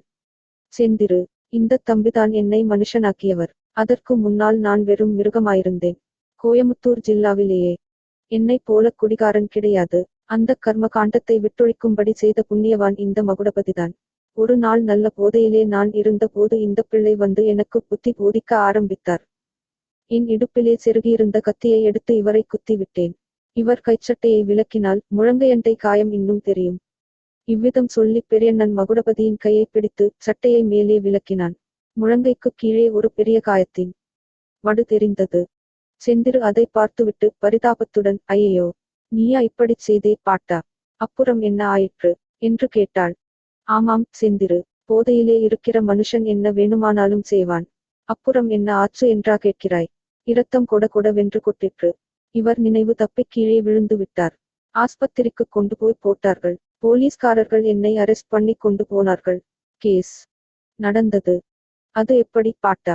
சர்க்கார் தான் கள்ளுக்கடை கட்சியாயிற்றே. காந்தி கட்சிக்காரரை நீ குத்தியதற்காக உன் பேரில் எப்படி கேஸ் போட்டார்கள் என்று செந்திரு கேட்டாள். அப்போது மகுடபதி குறுக்கிட்டு, போன வருஷம் மட்டும் இதற்கு மாறாயிருந்தது.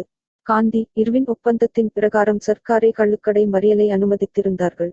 மறியலின் போது கலாட்டா நடக்காமல் போலீஸ் பந்தோபஸ்து போட்டிருந்தார்கள் என்று விளக்கிக் கூறினான். சரி, அப்புறம் கேஸ் என்ன ஆயிற்று? உன்னை தண்டித்து விட்டார்களோ? அதுதானே இல்லை. இந்த தம்பியை கோர்ட்டுக்குச் சாட்சிக்குக் கூப்பிட்டிருந்தார்கள். தம்பி போலீசுக்குச் சாதகமாகச் சாட்சி சொல்லவில்லை. கிழவன் சும்மா கத்தியை ஓங்கினான். நான் அதைத் தடுத்தேன். அப்போது தவறி கத்தி பட்டுவிட்டது. கிழவன் பேரில் தப்பே இல்லை என்று சொல்லிவிட்டார். என்னை ஜெயிலுக்கு அனுப்பாமலிருப்பதற்காக இந்த தம்பி போய் சாட்சி கூடச் சொன்னார். இல்லவே இல்லை பாட்டா. நீ நிஜமாகவே நல்ல நினைவில் இருந்திருந்தால் என்னை குத்தியிருப்பாயா? போதகையினாலே தானே செய்தாய். அதற்காக கள்ளுக்கடை வைத்திருக்கும் கவர்மெண்டை தண்டிப்பதை விட்டு உன்னை தண்டிப்பதில் என்ன பிரயோசனம்? தம்பி சாட்சி சொன்னதை கேட்டபோது நான் கோர்ட்டிலேயே அழுதுவிட்டேன். பழனியாண்டவர் அறிய இனிமேல் குடிப்பதில்லை என்று அங்கேயே சத்தியம் செய்தேன். பீடையை அது முதல் விட்டு ஒழித்து விட்டேன். தம்பி அப்படிச் சாட்சி சொல்லீராவிட்டால் இத்தனை நாள் நான் ஜெயிலிலேயே இருப்பேன் என்று சொன்னபோது கிழவன் கண்கள் கண்ணீர் பொழிந்தது. ஜந்தாம் அத்தியாயம். நான் அனாதை.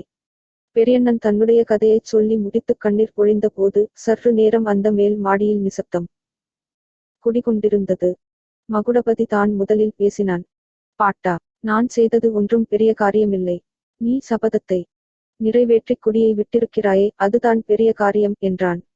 அப்போது கிழவன் கண்ணீரை துடைத்துக் கொண்டு, தம்பி தம்பி, பெரிய காரியம் என்று சொல்லாதே. பெரிய காரியம் என்றால் நம் ஊரிலே எழவுக்குச் சொல்வார்கள். பிள்ளைகள் பட்டணத்துக்கு படிக்கப் போய் நம்ம பேச்சை கூட மறந்து விடுகிறார்கள் என்றான். எனக்கு பேச்சு சொல்லிக் கொடுக்கிறது அப்புறம் இருக்கட்டும்.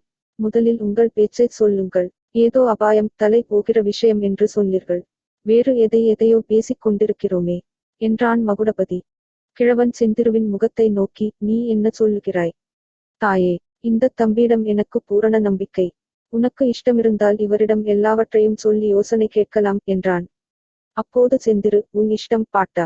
நாமோ இக்கட்டில் அகப்பட்டுக் கொண்டிருக்கிறோம். ஒத்தாசை வேண்டியிருக்கிறது. ஆனால் இந்த காந்தி குல்லாக்காரர்கள் ஒத்தாசை செய்வார்கள் என்ற நம்பிக்கை எனக்கு அவ்வளவாக இல்லை. ஒரு சமயம் இவர் மாதிரியேதான் ஒரு காந்தி குல்லாக்காரர் என்னிடம் ரொம்ப கரிசனமாக பேசிக் கொண்டிருந்தார். அவர் ஜெயிலிலே இருந்ததாகச் சொன்னார். நானும் 3 வருஷமாக ஜெயிலிலே தான் இருக்கிறேன் என்று அவரிடம் சொன்னேன். சீக்கிரத்தில் வந்து விடுதலை செய்கிறதாகச் சொல்லிவிட்டு போனார். 1.5 வருஷம் ஆச்சு, அப்புறம் எட்டியே பார்க்கவில்லை. அதனால் தான் காந்தி குல்லாக்காரர்களிடம் எனக்குச் சந்தேகமாயிருக்கிறது என்று செந்திரு சொல்லி வந்தபோது மகுடபதியின் உடம்பில் மயிர்கூச்சல் உண்டாயிற்று. செந்திரு கடைசி வார்த்தைகளைச் சொல்லிக் கொண்டே தன்னை கடைக்கண்ணால் நோக்கியதை அவன் பார்த்தான். அந்த அழகிய கரிய கண்களின் முனைகளில் நீர்த்துளிகள் துளித்து நிற்பதைக் கண்டான். தான் ஓடைக்கரையில் பார்த்த பெண் தான் இவள் என்பதையும் தன்னை அவளும் அறிந்து கொண்டாள் என்பதையும் அதற்குப் பிறகுதான் அவளை பார்க்க வரவில்லை என்ற கோபத்தினாலும் துக்கத்தினாலும் தான் அப்படி பேசுகிறாள் என்பதையும் ஒரு நொடியில் அறிந்து கொண்டான். தளதளத்த குரலில், நான் அப்போது சொன்னது என்ன? தேசம் விடுதலையான பிறகு உன்னை வந்து விடுதலை செய்வதாகத்தானே சொன்னேன் என்றான். தேசம் இன்னும் விடுதலையாகவில்லையா என்றாள் செந்திரு. மகுடபதிக்குச் சிரிப்பு வந்தது. அவன் கம்பராமாயணம் கேட்டிருந்தான். சீதை அயோத்தி நகரின் கோட்டை வாசலைத் தாண்டியதும் காடு எங்கே என்று ராமனிடம் கேட்ட விஷயம் அவனுக்கு நினைவு வந்தது. தேச விடுதலை என்பது அவ்வளவு சீக்கிரம் நடக்கக் கூடியதல்ல. போன வருஷம் தேச விடுதலை நெருங்கியிருந்ததாகத் தோன்றியது. இந்த வருஷம் அது வெகு தூரம் போய்விட்டது என்றான். அதனால்தான் அவ்வளவு தைரியமாக வந்து விடுதலை செய்கிறேன் என்று சொன்னீர்கள் போலிருக்கிறது. நாளைக்கு கடன் என்று பட்டிக்காட்டுக் கடைகளில் எழுதி வைக்கிறார்களே, அந்த மாதிரி என்று ஆத்திரத்துடன் பேசினாள். இந்தச் சம்பாஷணையின் விஷயம் பெரியண்ணனுக்குப் புரியவில்லை. 2 பேர் முகத்தையும் மாறி மாறி பார்த்தான். தம்பி, இதென்ன, குழந்தையை உனக்கு முன்னாலேயே தெரியுமா என்றான். செந்திரு, ஆமாம் பாட்டா. ஒருநாள் நான் ஓடைக்கரையில் படுத்துக்கொண்டு செத்துப் போவதற்கு என்ன வழி என்று யோசித்துக் கொண்டிருந்தேன். அப்போது இந்த மனுஷர் வந்து நான் உன்னை விடுதலை செய்கிறேன் என்று சொல்லிவிட்டு போனார். அப்புறம் திரும்பியே பார்க்கவில்லை என்று குரோதம் பொங்கிய குரலில் கூறினாள். அப்போது மகுடபதி, என் பேரில் தப்பு ஒன்றும் இல்லை. நீ சரியாக விவரம் சொல்லாமல் ஓடிப்போய் விட்டாய். உன் பேரைக் கூடச் சொல்லவில்லை. இருந்தாலும் நான் உன்னை மறந்துவிடவில்லை. ஓயாமல் உன் ஞாபகமாகவே யூர்ந்தேன். நீ சுட்டிக் காட்டிய விட்டை பற்றித் தகவல் விசாரித்தேன். அது சிங்கமேட்டு தங்கசாமி கவுண்டர் வீடு என்று தெரிந்தது. அவருடைய வீட்டில் அவருடைய சொந்தப் பெண்கள் 3 பேரும் அவருடைய தமையனார் பெண்ணும் இருப்பதாகவும் அவரே சமீபத்தில் இரண்டாந்தாரம் கல்யாணம் செய்து கொண்டிருப்பதாகவும் தெரிந்தது. இத்தனை பேரில் நீ யார் என்று நான் எப்படி கண்டுபிடிப்பது? அப்புறம் பல தடவை அந்த ஓடைக்கரை பக்கம் நான் வந்தேன். எவ்வளவோ நேரம் காத்திருந்தேன். உன்னை பார்க்க முடியவில்லை. நீ என்னை மறந்துவிட்டாய் என்றும் அன்று என்னிடம் சொன்னதெல்லாம் விளையாட்டுப் பேச்சு என்றும் எண்ணிக்கொண்டேன் என்றான். செந்திரு, நான் உங்களை மறக்கவில்லை. நான் மறந்தாலும் உங்களால் எனக்கு ஏற்பட்ட அடையாளம் இருக்கிறது. அது எப்போதும் ஞாபகப்படுத்திக் கொண்டிருக்கும் என்று சொல்லி தன் வலது காலை மறைத்துக் கொண்டிருந்த சேலையை சிறிது நகர்த்தினாள். முழங்காலுக்குக் கீழே ஒரு நீளமான நெருப்பு சுட்ட வடு காணப்பட்டது. ஐயோ என்றான் மகுடபதி. நான் உங்களுடன் ஓடைக்கரையில் பேசிக் கொண்டிருந்தது எப்படியோ சித்தப்பாவுக்குத் தெரிந்து போய்விட்டது. நீ அவருடைய தமையனார் பெண்தானா? ஆமாம். உனக்கு அப்பா இல்லையா? எனக்கு அப்பாவுக்கு இல்லை, அம்மாவும் இல்லை. நான் அனாதை. பெரியண்ணன், அப்படிச் சொல்லாதே அம்மா. இந்தக் கிழவன் உடம்பில் உயிர் இருக்கிற வரையில் நீ அனாதையாய் போய்விட மாட்டாய் என்றான். மகுடபதி நெருப்புச் சுட்ட வடுவைச் சுட்டிக் காட்டி, இது எப்படி ஏற்பட்டது சொல்லு என்றான். கேட்கும் போதே அவன் உடம்பு நடுங்கிற்று. சித்தப்பாவுக்கு யாரோ சொல்லிவிட்டார்களோ அல்லது அவரேதான் பார்த்துவிட்டாரோ தெரியாது. ஓடைக்கரையில் யாரோடு பேசிக் கொண்டிருந்தாய் என்று கேட்டார். தெரியாது என்று சொன்னேன். நீங்கள் யார் என்பது எனக்கு நிஜமாகவே தெரியாதல்லவா? ஆனால் சித்தப்பா நான் சொன்னதை நம்பவில்லை. வேண்டுமென்றே பொய் சொல்லுகிறேன் என்று நினைத்தார். எவ்வளவோ அமர்க்களம் நடந்தது. கடைசியில் இனிமேல் விட்டை விட்டு வெளியே போகக்கூடாது என்பதற்கு ஞாபகம் இருப்பதற்காக இம்மாதிரி காலில் சூடு போட்டு விட்டார். கடவுளே, இம்மாதிரி அக்கிரமங்களும் உலகத்தில் உண்டா என்றான் மகுடபதி. நீ என்னத்தைக் கண்டாய் தம்பி? இதைவிட பெரிய அக்கிரமங்களும் உலகத்தில் நடந்து கொண்டிருக்கின்றன. கடவுளும் பார்த்து கொண்டுதானிருக்கிறார் என்றான் பெரியண்ணன். செந்திரு, அப்போது கடவுளை குறை சொல்லாதே பாட்டா. கடவுள்தான் இந்த இக்கட்டான வேளையில் இவரை இங்கே அனுப்பியிருக்கிறார். நீங்கள் வந்ததனால் தான் கொஞ்சம் நான் தெம்பாயிருக்கிறேன். இல்லாவிட்டால் ஐயாசாமி முதலியார் வீட்டில் ஒருவரும் இல்லை என்று பாட்டன் திரும்பி வந்ததற்கு நான் இப்போது பதைபதைத்துப் போயிருப்பேன். என்ன செய்வதென்று தெரியாமல் தவித்திருப்பேன். பாட்டன் வருவதற்கு கொஞ்சம் நேரம் ஆனபோதே எனக்குத் தவிப்பாய் போய்விட்டது. ஏன் இன்னும் வரவில்லை என்று இந்த மச்சு ஜன்னல் வழியாக விதியை பார்த்துக் கொண்டிருந்தேன். அப்போது நீங்கள் திரும்பி பார்த்துக் கொண்டு விதி ஓரமாக வந்தீர்கள். நீங்கள் தான் என்று உடனே எனக்குத் தெரிந்து போய்விட்டது. பழனியாண்டவன் தான் இந்தச் சமயத்தில் உங்களை அனுப்பியிருக்கிறார் என்று நினைத்துக் கொண்டேன் என்று செந்திரு சொன்னாள். பழனியாண்டவர் கள்ளிப்பட்டி கார்கோடக் கவுண்டரின் ஆட்கள் ரூபத்தில் வந்து என்னை அனுப்பினார் போலிருக்கிறது என்றான் மகுடபதி. கள்ளிப்பட்டி கார்கோடக் கவுண்டர் என்ற பெயரைக் கேட்டதும் அவர்கள் இருவருடைய முகத்திலும் ஏற்பட்ட மாறுதலை மகுடபதி கவனித்தான். அது என்ன பயங்கரமா, அருவருப்பா, கோபமா? அந்த பெயர் இவர்களை இப்படி பயமுறுத்துவானேன்? இதில் ஏதோ பெரிய விசேஷம் இருக்க வேண்டும். யாரால் தனக்கு அபாயம் ஏற்பட்டிருக்கிறதோ அவருடைய பெயரைக் கேட்டல்லவா இவர்களும் இவ்வளவு பயங்கரம் அடைகிறார்கள். விஷயம் என்னவென்று தெரிந்து கொள்வதற்கு மகுடபதியின் ஆவல் அளவில்லாமல் பொங்கிற்று. 6ஆம் அத்தியாயம் பூம் பூம். பெரியண்ணனும் செந்திருவும் மாற்றி மாற்றிச் சொன்னதிலிருந்து மகுடபதி பின்வரும் விவரங்களை தெரிந்து கொண்டான். சிங்கமேடு தங்கசாமி கவுண்டரின் தமையனார் மருதாசல கவுண்டர் என்பவர் மயிலாப்பூரில் பிரசித்தி பெற்ற வக்கீலாயிருந்தார். பிதிரார்ஜித சொத்து ஏராளமாயிருந்ததுடன் வக்கீல் தொழிலிலும் அவருக்கு வருமானம் நிறைய வந்து கொண்டிருந்தது. சென்னையில் உயர்ந்த அந்தஸ்தும் நாகரிகமும் வாய்ந்த மனிதர்களுடன் அவர் பழகிக் கொண்டிருந்தார். அவருடைய ஏகபுத்திரி செந்திரு. செந்திரு தன்னுடைய 6ஆம் வயதிலேயே தாயாரை இழந்துவிட்டாள். தாயை இழந்த குறை அவளுக்குத் தெரியாதபடி தகப்பனார் வளர்த்து வந்தார். முதலில் அவள் கான்வென்ட் ஸ்கூலிலும் பிறகு அடையாறு பள்ளிக்கூடத்திலும் படித்தாள். அவளுடைய முகக்கலையினாலும் புத்திசாலித்தனத்தினாலும் பள்ளிக்கூடத்தின் செல்லக் குழந்தையாயிருந்தாள். மயிலாப்பூரில் அவளுடைய தந்தையின் சிநேகிதர் வீடுகளில் அவளை அன்புடன் வரவேற்காத வீடு கிடையாது.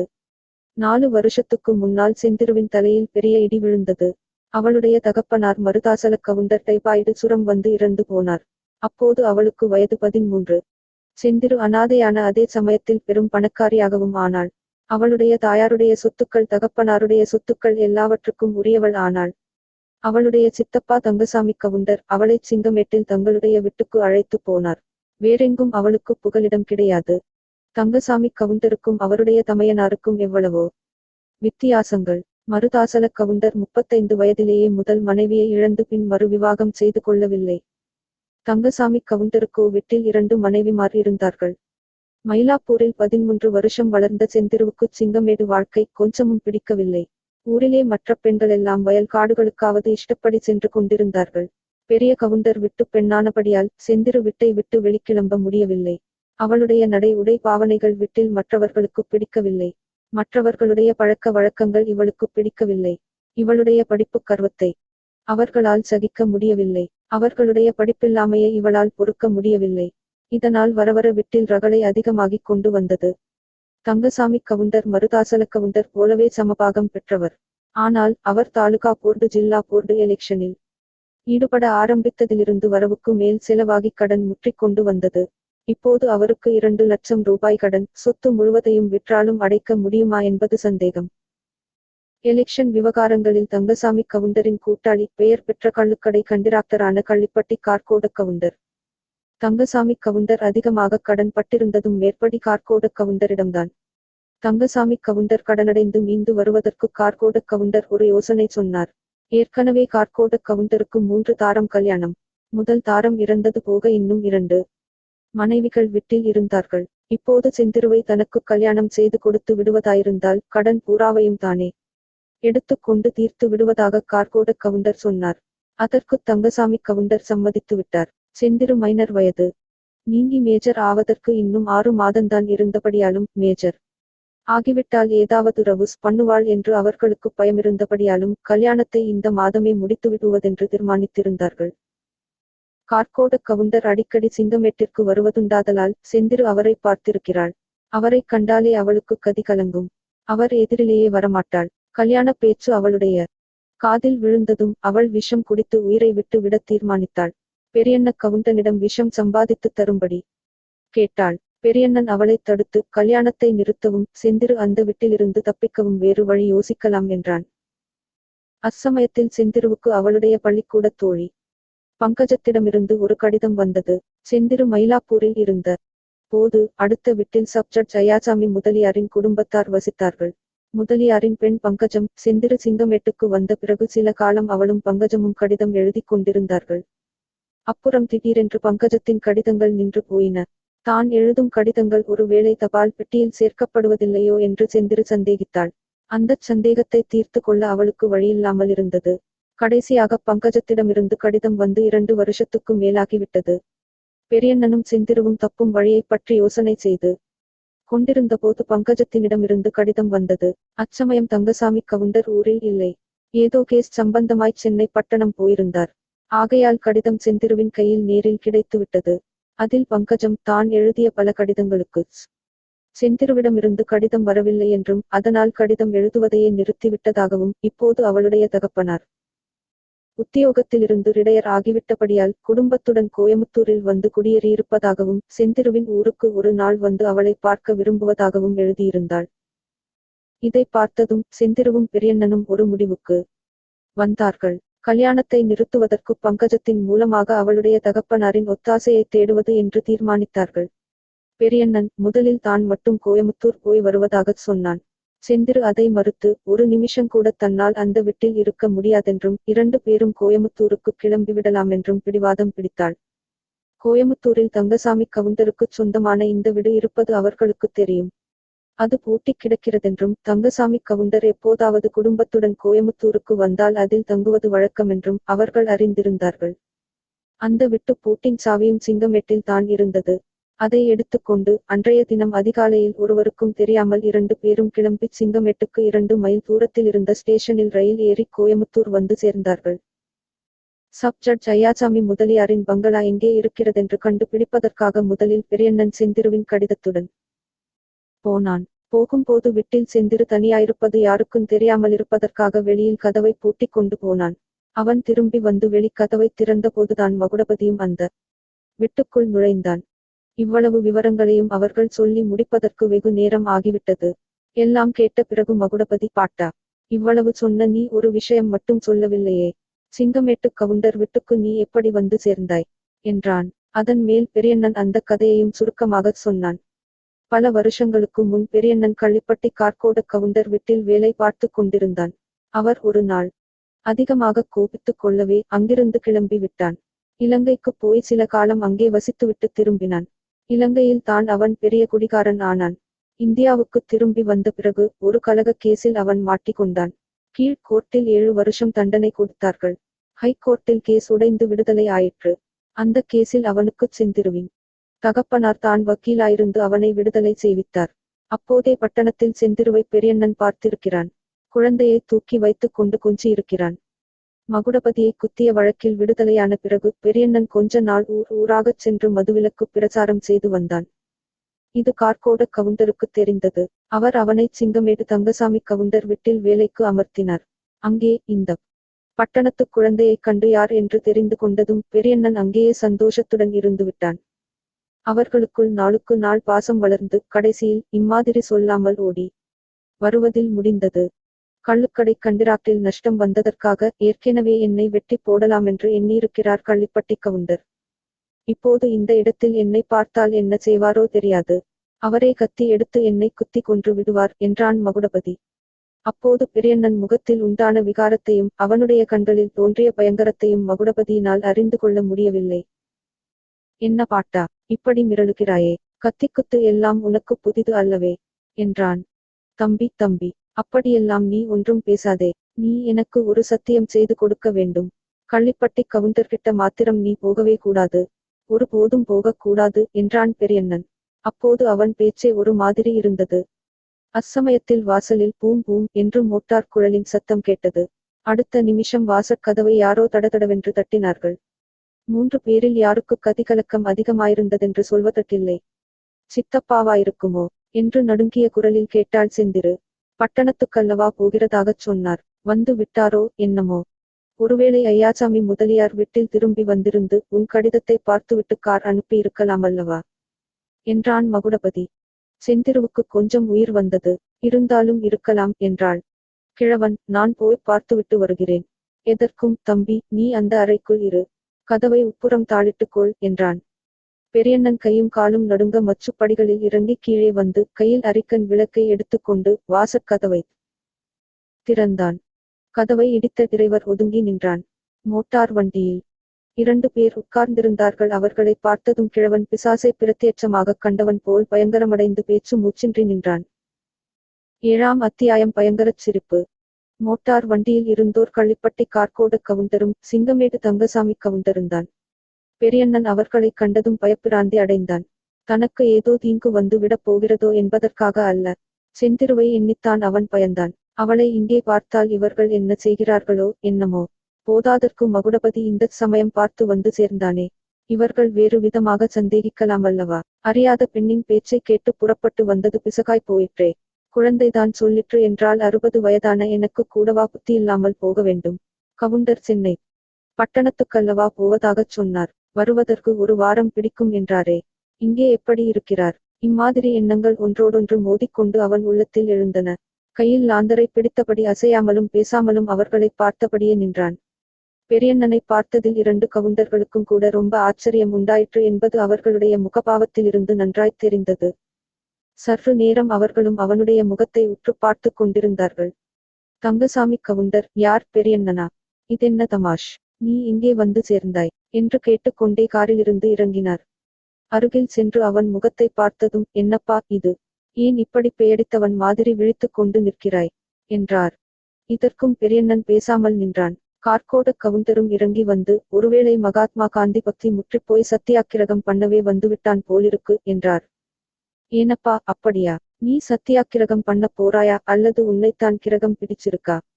இப்படிச் சொன்ன தங்கசாமி கவுண்டர் திடீரென்று ஏதோ நினைவு வந்தவர் போல், கவுண்டர், வீட்டிலே எல்லாரும் சுகந்தானே? உடம்பு காயலா ஒன்றுமில்லையே? என்று கலங்கிய குரலில் கேட்டார். எல்லாரும் சுகந்தானுங்க என்று மெலிந்த குரலில் பெரியண்ணன் சொன்னான். அப்படியென்றால் நீ எங்கே வந்தே? பதில் இல்லாமற் போகவும் 2 கவுண்டர்களும் உள்ளே நுழைந்தார்கள்.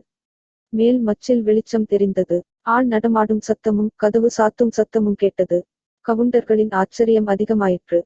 பெரியண்ணா, மச்சு மேலே யார்? பதில் இல்லை. இதென்ன உனக்கு பிரம்மஹத்தி பிடித்து விட்டதா?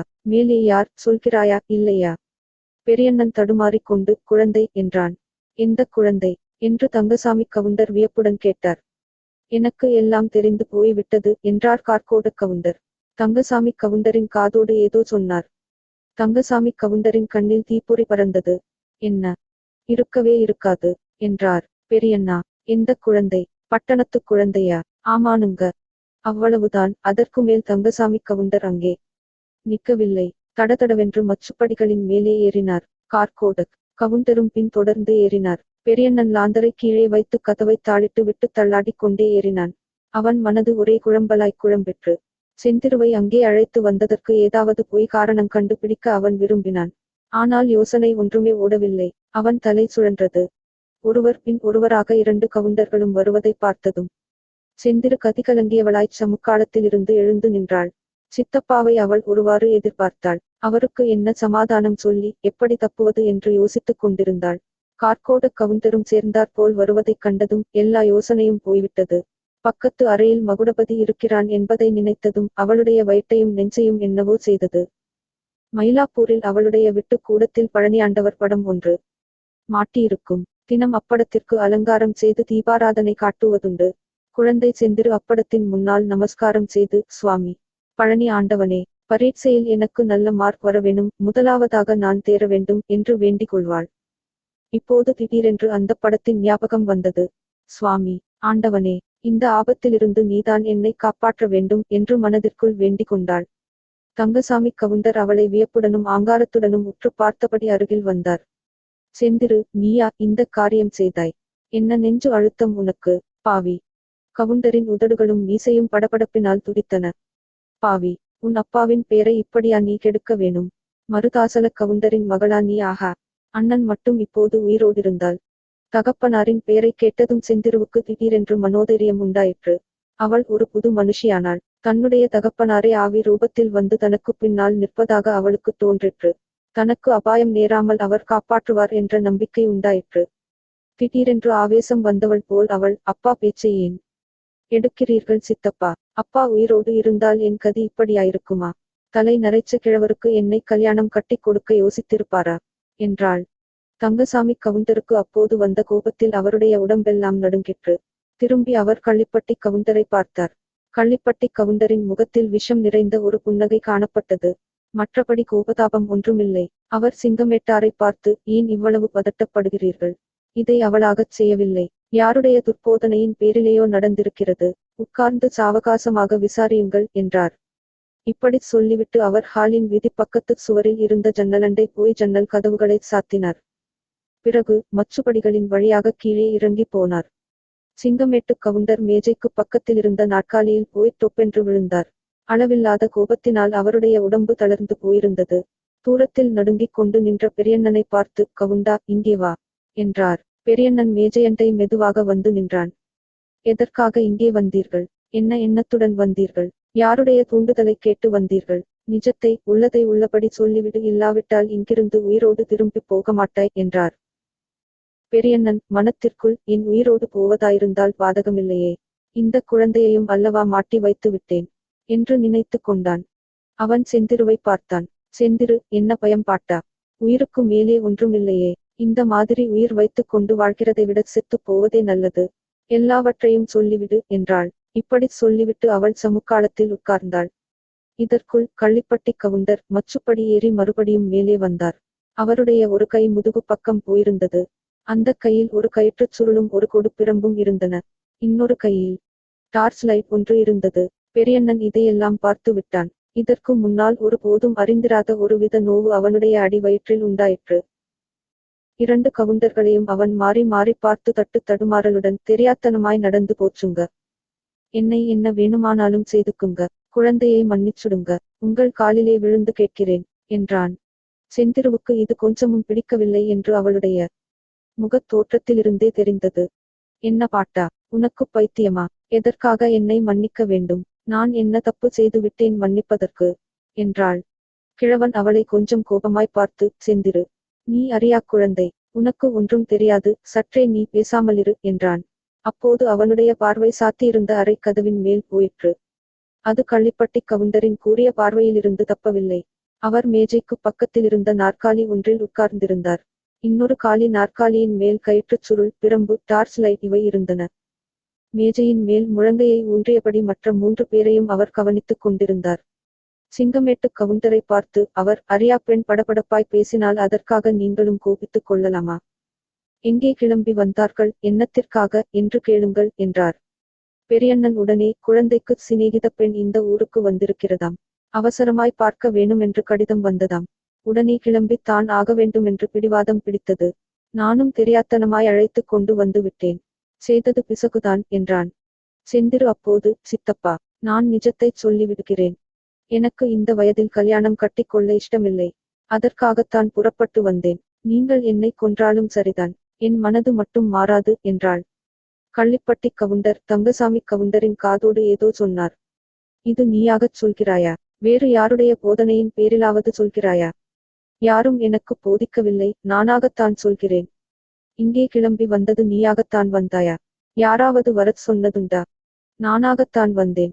கார்க்கோட கவுண்டர் போய் என்று சொல்லிக் கொண்டு நாற்காலியிலிருந்த பிரம்பை எடுத்து மேஜையின் மேல் சிங்கமெட்டு கவுண்டர் பக்கத்தில் வைத்தார். இதைக் கவனித்த செந்திரு கோபாவேசத்துடன், சித்தப்பா, நான் துர்போதனைக்கு ஆளாகவில்லை. உங்களுக்குத்தான் துர்மந்திரிகள் இருக்கிறார்கள். அதனால் தான் உங்களுக்கு கடன் வந்தது. அதற்காக என்னை விற்கப் பார்க்கிறீர்கள் என்றாள். தங்கசாமி கவுண்டர் மேஜை மீதிருந்த பிரம்பை எடுத்துக்கொண்டு செந்திருவை நோக்கிப் போனார். பெரியண்ணன் அவருக்கு முன்னால் வந்து தரையில் விழுந்து காலை பிடித்துக் கொண்டான். கவுண்டர் அவனை உதறித் தள்ளிவிட்டு மேலே போய் செந்திருவின் மேல் பிரம்பை வீசினார். அவளுடைய தோளில் சுளிரென்று விழுந்தது. செந்திருவில் என்று கத்திக் கொண்டு கீழே விழுந்தாள். இன்னும் பல அடிகளை எதிர்பார்த்து அவள் கண்ணை இறுக மூடிக்கொண்டு பல்லையும் கடித்துக் கொண்டாள். ஆனால் மேலே அடி விழவில்லை.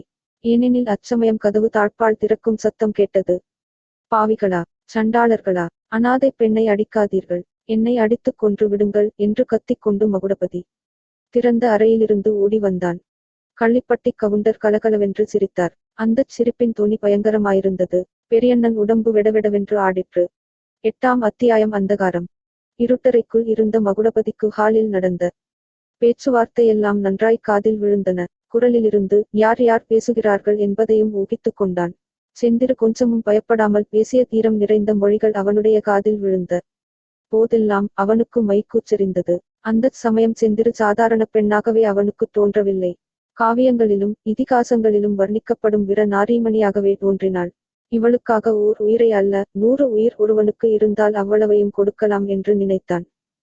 ஓடைக்கரை காட்சியும் அங்கே அவளுக்கு தான் கொடுத்த வாக்குறுதியும் ஞாபகம் வந்தன. அந்த வாக்குறுதியை இத்தனை நாளும் நிறைவேற்றாமலிருந்ததை எண்ணி அப்போது வெட்கத்தினால் அவனுடைய உள்ளம் குன்றியது. அதற்கெல்லாம் இப்போது பரிகாரம் செய்துவிட வேண்டுமென்றும் இந்த இரக்கமற்ற அரக்கர்களிடமிருந்து அவளை எப்படியாவது காப்பாற்ற வேண்டுமென்றும் உறுதி கொண்டான். இப்பேற்பட்ட ஆபத்தான சமயத்தில் தன்னை அந்த வீட்டில் கொண்டு வந்து சேர்த்த தெய்வச் செயலை எண்ணி அதிசயித்தான். இப்படியெல்லாம் பலவித எண்ணங்கள் அவனுடைய உள்ளத்தை குழப்பினவே தவிர, செந்திருவை எப்படி இவர்கள் கையிலிருந்து தப்புவிப்பது என்பதற்கு மட்டும் ஒரு யோசனையும் புலப்படவில்லை. இந்த நிலைமையில் தான் தங்கசாமி கவுண்டர் பிரம்பினால் செந்திருவை அடிக்க அவள் விரிட்ட குரல் மகுடபதியின் காதில் விழுந்தது. பிறகு அவனால் அந்த இருட்டறையில் சும்மா இருக்க முடியவில்லை. கதவைத் திறந்து கொண்டு ஓடி வந்தான். அறைக்குள்ளிருந்து ஓடிவந்த மகுடபதியை பார்த்ததும் தங்கசாமி கவுண்டருக்கு ஏற்பட்ட பிரமிப்பையும் கோபத்தையும் சொல்லத் தரமல்ல. இதெல்லாம் நிஜமாக நடப்பவைதானா, இந்திரஜாலக் கனவா என்று சந்தேகப்பட்டவர் போல் அவர் கள்ளிப்பட்டி கவுண்டரை பார்த்தார். தங்கசாமி, நான் சொன்னபோது நீ நம்பவில்லை, இப்போது தெரிந்து கொண்டாயா? சிநேகித பெண்ணை பார்க்க வந்தது என்பதெல்லாம் பொய் என்று தெரிகிறதார என்றார் கார்கோட கவுண்டர். தங்கசாமி கவுண்டரின் கண்களில் தீப்பொறி பறந்தது. பாவி, என்ன காரியம் செய்தாய்? குலத்தை கெடுக்கவா நீ வந்தாய் என்று சொல்லி அவர் மறுபடியும் செந்திருவை நோக்கி பிரம்பை ஓங்கினார். அப்போது சில நிமிஷ நேரம் அந்த ஹாலில் பெருங்குழப்பம் உண்டாயிற்று. மகுடபதி ஓடி வந்து தங்கசாமி கவுண்டருடைய கைப்பிரம்பை பிடிக்க முயன்றான். பெரியண்ணன் குறுக்கே வந்து மகுடபதியை பிடித்து இழுத்தான். பாட்டா, நீ சும்மா இரு. ஒரு பேடி ஒரு சிறு பெண்ணை பிரம்பால் அடிக்கும் போது நீ பார்த்து கொண்டு நிற்கிறாய். என்னையும் சும்மா இருக்கச் சொல்கிறாயா என்று மகுடபதி சொல்லிக்கொண்டே பெரியண்ணனிடமிருந்து திமிர முயன்றான். பெரியண்ணன் அவனை இன்னும் கெட்டியாக பிடித்துக் கொண்டான். 2 பேரும் கட்டிக்கொண்டு கீழே விழுந்தார்கள். பெரியண்ணனுடைய தலை அரிக்கன் லாந்தர் மீது படாரென்று மோதிற்று. அரிக்கன் லாந்தர் கவிழ்ந்து அவிழ்ந்தது. ஒரு நிமிஷம் அந்த ஹாலில் இருள் சூழ்ந்தது. செந்திரு, ஐயோ ஐயோ என்று அலறினாள். பளிச்சென்று டார்ச் லைட்டின் வெளிச்சம் அடித்தது. கார்கோட கவுண்டரின் கையிலிருந்துதான் டார்ச் லைட் பிரகாசித்தது. வெளிச்சம் பெரியண்ணன் மகுடபதியின் மேல் விழுந்தது. பெரியண்ணன் பிரக்னையற்று கிடந்தான். மகுடபதி திகைப்புடன் சுற்றுமுற்றும் பார்த்தான். கார்கோட கவுண்டரின் கர்ண கடூரமான குரல், தங்கசாமி, அந்த பையனை சோபா காலோடு சேர்த்து கட்டு என்று சொல்லியது அவன் காதில் விழுந்தது. பெரியண்ணன் கீழே பிரக்னையற்று கிடப்பதை பார்த்து செந்திரு அலறிக்கொண்டு அவன் அருகில் வந்து முகத்தை உற்று நோக்கினாள். திகைத்து போய் உட்கார்ந்திருந்த மகுடபதியை கார்கோட கவுண்டரும் தங்கசாமி கவுண்டரும் பிடித்து கரகரவென்று இழுத்து கொண்டு வந்து சோபாவின் காலோடு சேர்த்து கட்டினார்கள். மகுடபதி அவர்களிடமிருந்து தன்னை விடுவித்துக் கொள்வதற்குச் செய்த முயற்சி ஒன்றும் பலிக்கவில்லை. செந்திரு பெரியண்ணனுடைய மூக்கினருகில் விரலை வைத்து பார்த்தபின் மூச்சு வருவது தெரிந்ததும் கொஞ்சம் தைரியம் உண்டாயிற்று. முகத்தில் தெளிக்க தண்ணீர் இருக்கிறதா என்று திரும்பி பார்த்தாள். மகுடபதி சோபாவின் காலில் கட்டுப்பட்டிருப்பதையும் அவன் பக்கத்தில் 2 கவுண்டர்களும் நிற்பதையும் கண்டாள். கார்கோட கவுண்டரின் கையிலிருந்த டார்ச் லைட் கட்டுப்பட்டிருந்த மகுடபதியின் மேல் பிரகாசித்துக் கொண்டிருந்தது. மகுடபதியின் அழகிய முகம் அப்போது மிகவும் பயங்கர தோற்றமடைந்திருந்தது. அளவில் அடங்காத கோபத்தினாலும் ஆத்திரத்தினாலும் அவன் முகத்தின் நரம்புகள் எல்லாம் புடைத்திருந்தன. நெடிய பெருமூச்சு வந்து கொண்டிருந்தது. கண்கள் தணலைப் போல் சிவந்திருந்தன. பேடிகளா, என்னை ஏன் கட்டி போடுகிறீர்கள்? ஆண் பிள்ளைகளாயிருந்தால் கட்டை அவிழ்த்து விடுங்கள். இப்படிப்பட்ட அக்கிரமங்களை ஏன் செய்கிறீர்கள்? ஆஹா, இந்த பாரத தேசத்தில் மகாத்மா காந்தியைப் போன்ற உத்தமரும் பிறந்தார், உங்களைப் போன்ற பாதகர்களும் பிறந்திருக்கிறார்களே என்றான் மகுடபதி. அடே, நிறுத்தடா உன் அதிக பிரசங்கத்தை என்று சீறினார் கார்கோட கவுண்டர். மேலும் ஏளனம் செய்யும் குரலில் அவர் கூறினார், மகாத்மா காந்தியினுடைய அந்தரங்க சிஷ்யனல்லவா நீ? அதனால் தான் மைனர் பெண்ணை திருட்டுத்தனமாய் அழைத்துக் கொண்டு ஓடப்பார்த்தாயாக்கும். ஆஹா, நல்ல காந்தி சிஷ்யன் அப்பா. தங்கசாமி, எங்கே பிரம்பை எடு. இன்றைக்கு இவன் சிநேகிதர்கள் கடைத்தெருவில் சத்தியாக்கிரகம் செய்து அடி வாங்கினார்கள். இவன் மட்டும் அவர்களுக்கு குறைந்து போகலாமா? அப்புறம் காந்தி மகாத்மா இவனைப் பற்றி குறைவாக எண்ணிக்கொள்ள மாட்டாரார்? சே, எங்கே அந்த பிரம்பை எடு. தங்கசாமி கவுண்டர் அப்போது பிரம்பை எடுத்து கார்கோட கவுண்டர் கையில் கொடுத்தார். இதுவரையில் பேசாமல் பார்த்து கொண்டிருந்த செந்திரு, சித்தப்பா, அவர் மேல் ஒரு குற்றமும் இல்லை. அவர் என்னை அழைத்து வரவில்லை. சத்தியமாகச் சொல்கிறேன், என் சிநேகியை பார்க்க நானாகத்தான் வந்தேன். பாட்டன் கடுதாசி கூட கொண்டு போய் கொடுத்துவிட்டு வந்தான். அவரை விட்டு விடுங்கள். அவரை விட்டுவிட்டால் இனிமேல் நீங்கள் சொன்னபடி கேட்கிறேன். அவரை ஏதாவது செய்தீர்களோ கூச்சல் போட்டு ஊரை கூட்டுவேன் என்று சொல்லிக் கொண்டு செந்திரு ஜன்னல் பக்கம் போனாள். தங்கசாமி, அவளை இழுத்துக் கொண்டு வந்து மேஜை காலோடு கட்டு என்றார் கார்கோட கவுண்டர்.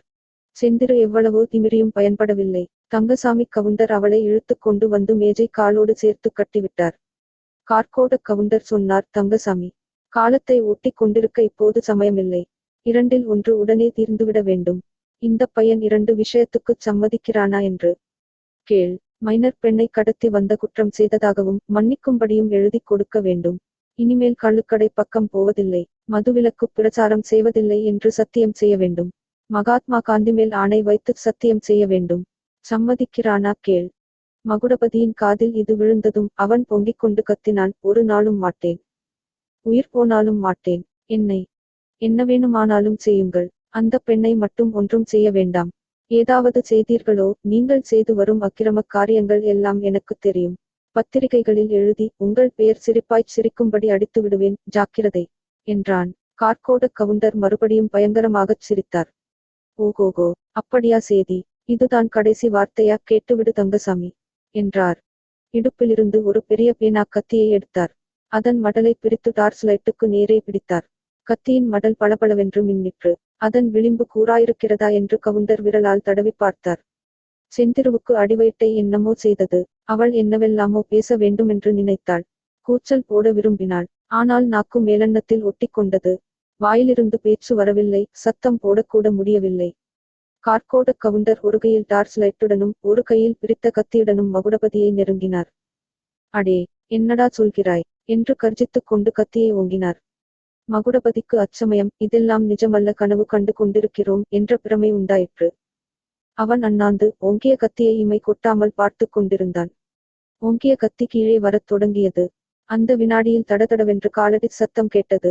பெரியண்ணன் குறுக்கே ஓடிவந்து விழுந்தான். சற்று முன்னால் மூர்ச்சை தெளிந்து அவன் இந்த கோரமான காட்சியை பார்த்து கொண்டிருந்தான். கவுண்டரின் கத்தி பெரியண்ணன் வலது மார்பண்டை ஆழமாய் பதிந்தது. அவன் ஆ என்று அலறிக்கொண்டு கீழே விழுந்தான். அவனுடைய வாய் ஏதோ முணுமுணுத்தது. கார்கோடக் கவுண்டர் கீழே குனிந்து அதை கவனித்தார். ரகசியம், ரகசியம், இத்தனை நாளாய் மன்னிக்க வேணும் என்ற வார்த்தைகள் அவருடைய காதில் விழுந்தன. உடனே பெரியண்ணனுடைய தலை சாய்ந்தது. பேச்சு நின்றது. கார்கோட கவுண்டர் டார்ச் லைட்டை 4 புறமும் சுழற்றினார். செந்திரு மூர்ச்சையடைந்திருப்பதையும் அவளுடைய தலை தொங்குவதையும் கண்டார். பிரமித்து நின்ற தங்கசாமி கவுண்டரை பார்த்து, ஏனப்பா இப்படி நிற்கிறாய்? அவளுடைய கட்டை அவிழ்த்து தூக்கி கொண்டு போய் காரில் போடு. அவள் மூர்ச்சையானதே நல்லதாய் போயிற்று. இல்லாவிட்டால் ரொம்ப ரகளை செய்திருப்பாள் என்றார். தங்கசாமி கவுண்டர் மறுவார்த்தை சொல்லாமல் செந்திருவை தூக்கிக் கொண்டு போனார். அவர்கள் போனதும் கார்கோட கவுண்டர் மறுபடியும் டார்ச் லைட்டை கட்டுண்ட மகுடபதியின் மேலும் குத்துப்பட்டு தரையில் கிடந்த பெரியண்ணன் உடல் மீதும் செலுத்தினார். பயங்கரமாக ஒரு சிரிப்புச் சிரித்தார். அடே, ஜெயிலுக்கு போகவும் தூக்கும் எடை ஏறவும் தயார் என்று 1000 கூட்டங்களில் பேசி வந்தாயல்லவா? இப்போது ஜெயிலுக்கு போகலாம், அங்கிருந்து தூக்கும் மேடைக்கும் போகலாம் என்று அவர் சொன்னது கனவில் கேட்பது போல் மகுடபதியின் காதில் விழுந்தது. அடுத்த நிமிஷம் கார்கோட கவுண்டர் டார்ச் லைட்டுடன் மச்சுப்படி இறங்கச் சென்றார். ஹாலில் அந்தகாரம் சூழ்ந்தது. 9ஆம் அத்தியாயம் ஏமாற்றம். கார்கோட கவுண்டர் டார்ச் லைட்டுடன் போன பிறகு சற்று நேரம் வரையில் மகுடபதி சிந்தனா சக்தியையே இழந்திருந்தான். சிறிது சிறிதாக அவனுடைய மனம் யோசிக்கும் சக்தியை பெற்றது. இன்று காலையில் அவன் கிராமத்திலிருந்து கிளம்பிய போது அன்று இரவுக்குள் தனக்கு இத்தகைய சம்பவங்கள் நேருமென்று யாராவது சொல்லியிருந்தால் இடிடி என்று சிரித்திருப்பான். அவ்விதம் சொன்னவனை பைத்தியக்கார ஆஸ்பத்திரிக்கு போகும்படி கூறியிருப்பான். அவனுடைய மனோ நிலைமையில் இப்போது பயங்கரம் அதிகமாயிருந்ததா, அதிசயம் அதிகமாயிருந்ததா, அல்லது கவலைதான் அதிகமா என்று சொல்வதற்கியலாமலிருந்தது. செந்திருவைப் பற்றி எண்ணிய போது உள்ளத்தில் கவலை மீறியது. ஐயோ, பாவிகள், அவளை எங்கே கொண்டு போனார்களோ? என்ன செய்யப் போகிறார்களோ? பலவந்தமாக கல்யாணம் நடந்து விடுமோ? அந்த தீரப்பெண் அதற்குச் சம்மதிப்பாளா? சம்மதியாமல் அவள் பிடிவாதம் பிடித்தால் என்னென்ன விபரீதங்கள் நேரிடுமோ? சமயத்தில் போய் கல்யாணத்தை தடுத்து அவளை மீட்டுக் கொண்டு வரும் சக்தியை கடவுள் தனக்கு அளிப்பாரா? தான் இன்னும் உயிரோடிருப்பதே கடவுளுடைய செயல்தான். தன் மேல் பாய வேண்டிய கத்தியல்லவா பெரியண்ணன் மேல் பாய்ந்தது. ஆஹா, சத்தியாக்கிரகம், அஹிம்சை என்றெல்லாம் பேசுகிறோமே, உண்மையான அஹிம்சா தர்மி சத்தியாக்கிரகி பெரியண்ணன் அல்லவா? தன்னுடைய உயிரை இன்னொருவனுக்காக கொடுக்கத் துணிந்தானே. ஆனால் பெரியண்ணன் நிஜமாகவே இறந்து போய்விட்டானா? தன் பக்கத்திலே இருக்கும் பெரியண்ணனுடைய உடல் உயிரற்ற சவமா? ஒரு கத்தி குத்தில் பிராணன் போயிருக்குமோ? உடனே வைத்தியரை கூட்டி வந்து சிகிச்சை செய்தால் ஒருவேளை அவன் பிழைத்தாலும் பிழைக்கலாம் அல்லவா? அடடா, பாவிகள், தன்னை இப்படி கட்டி போட்டுவிட்டு போய்விட்டார்களே. மகுடபதி கட்டை அவிழ்த்துக் கொள்ளும் பொருட்டு இப்படியும் அப்படியுமாக திமிரினான். சோபாவும் அவன் கூட வந்ததே தவிர கட்டு அவிழவில்லை. அப்புறம் கைகளினால் முடிச்சு எங்கே இருக்கிறதென்று தேடத் தொடங்கினான். அப்போது அவனுடைய மனதில், ஆஹா, கிழவனுடைய உயிர் மட்டும் போயிருக்கட்டும், எப்படியாவது பழிக்கு பழி வாங்கியாக வேண்டும், அஹிம்சையாவது மண்ணாங்கட்டியாவது. இப்பேற்பட்ட பாதகர்களை இப்பூவுலகில் இல்லாதபடி செய்வதே பெரிய புண்ணியம் என்று எண்ணினான். கயிற்றின் முடிச்சு எங்கே இருக்கிறதென்று அவன் தேடிய போது பெரியண்ணனுடைய உடல் மேல் கைப்பட்டது. அவனுடைய உடம்பு ஒரு குலுக்கு குலுக்கி போட்டது. அது பிரேதமா, உயிருள்ள உடலா? இதைத் தெரிந்து கொள்ளும் ஆவலினால் நடுங்கிக் கொண்டே மறுபடியும் உடம்பு தட்டுப்பட்டது. பிரேதமானால் ஜில்லிட்டிருக்கும் என்று அவன் கேள்விப்பட்டிருக்கிறான். இந்த உடம்பு ஜில்லென்று இல்லை, சிறிது சூடு இருப்பது போல் தோன்றியது. கவனமாக காது கொடுத்து கேட்டான். மிக மிக இலேசாக மூச்சுவிடும் சப்தம் கேட்பது போலிருந்தது. உடனே மகுடபதியின் பரபரப்பு பன்மடங்கு அதிகமாயிற்று.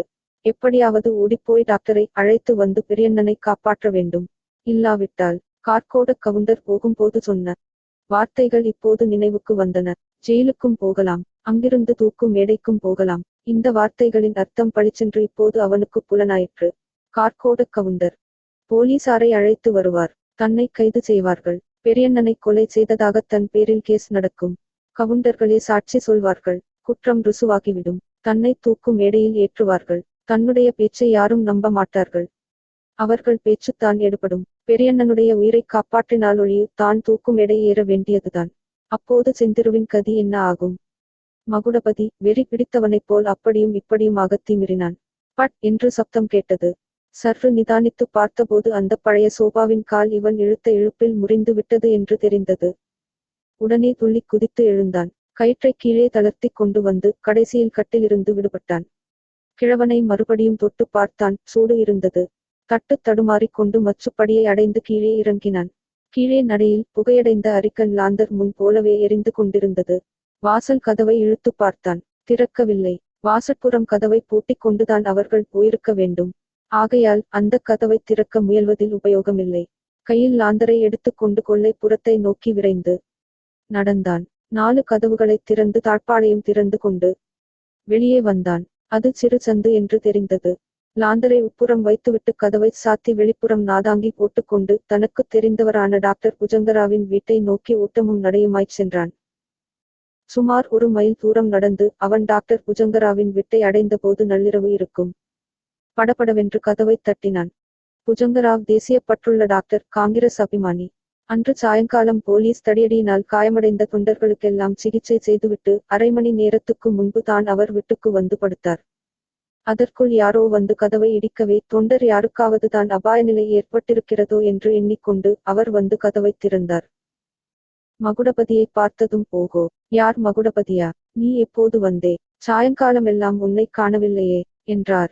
மகுடபதி பதறிய குரலில், டாக்டர், டாக்டர், உடனே வரவேணும். ஒரு உயிரைக் காப்பாற்ற வேணும். அதோடு என்னையும் தூக்கு மேடைக்கு போகாமல் காப்பாற்ற வேணும் என்றான்.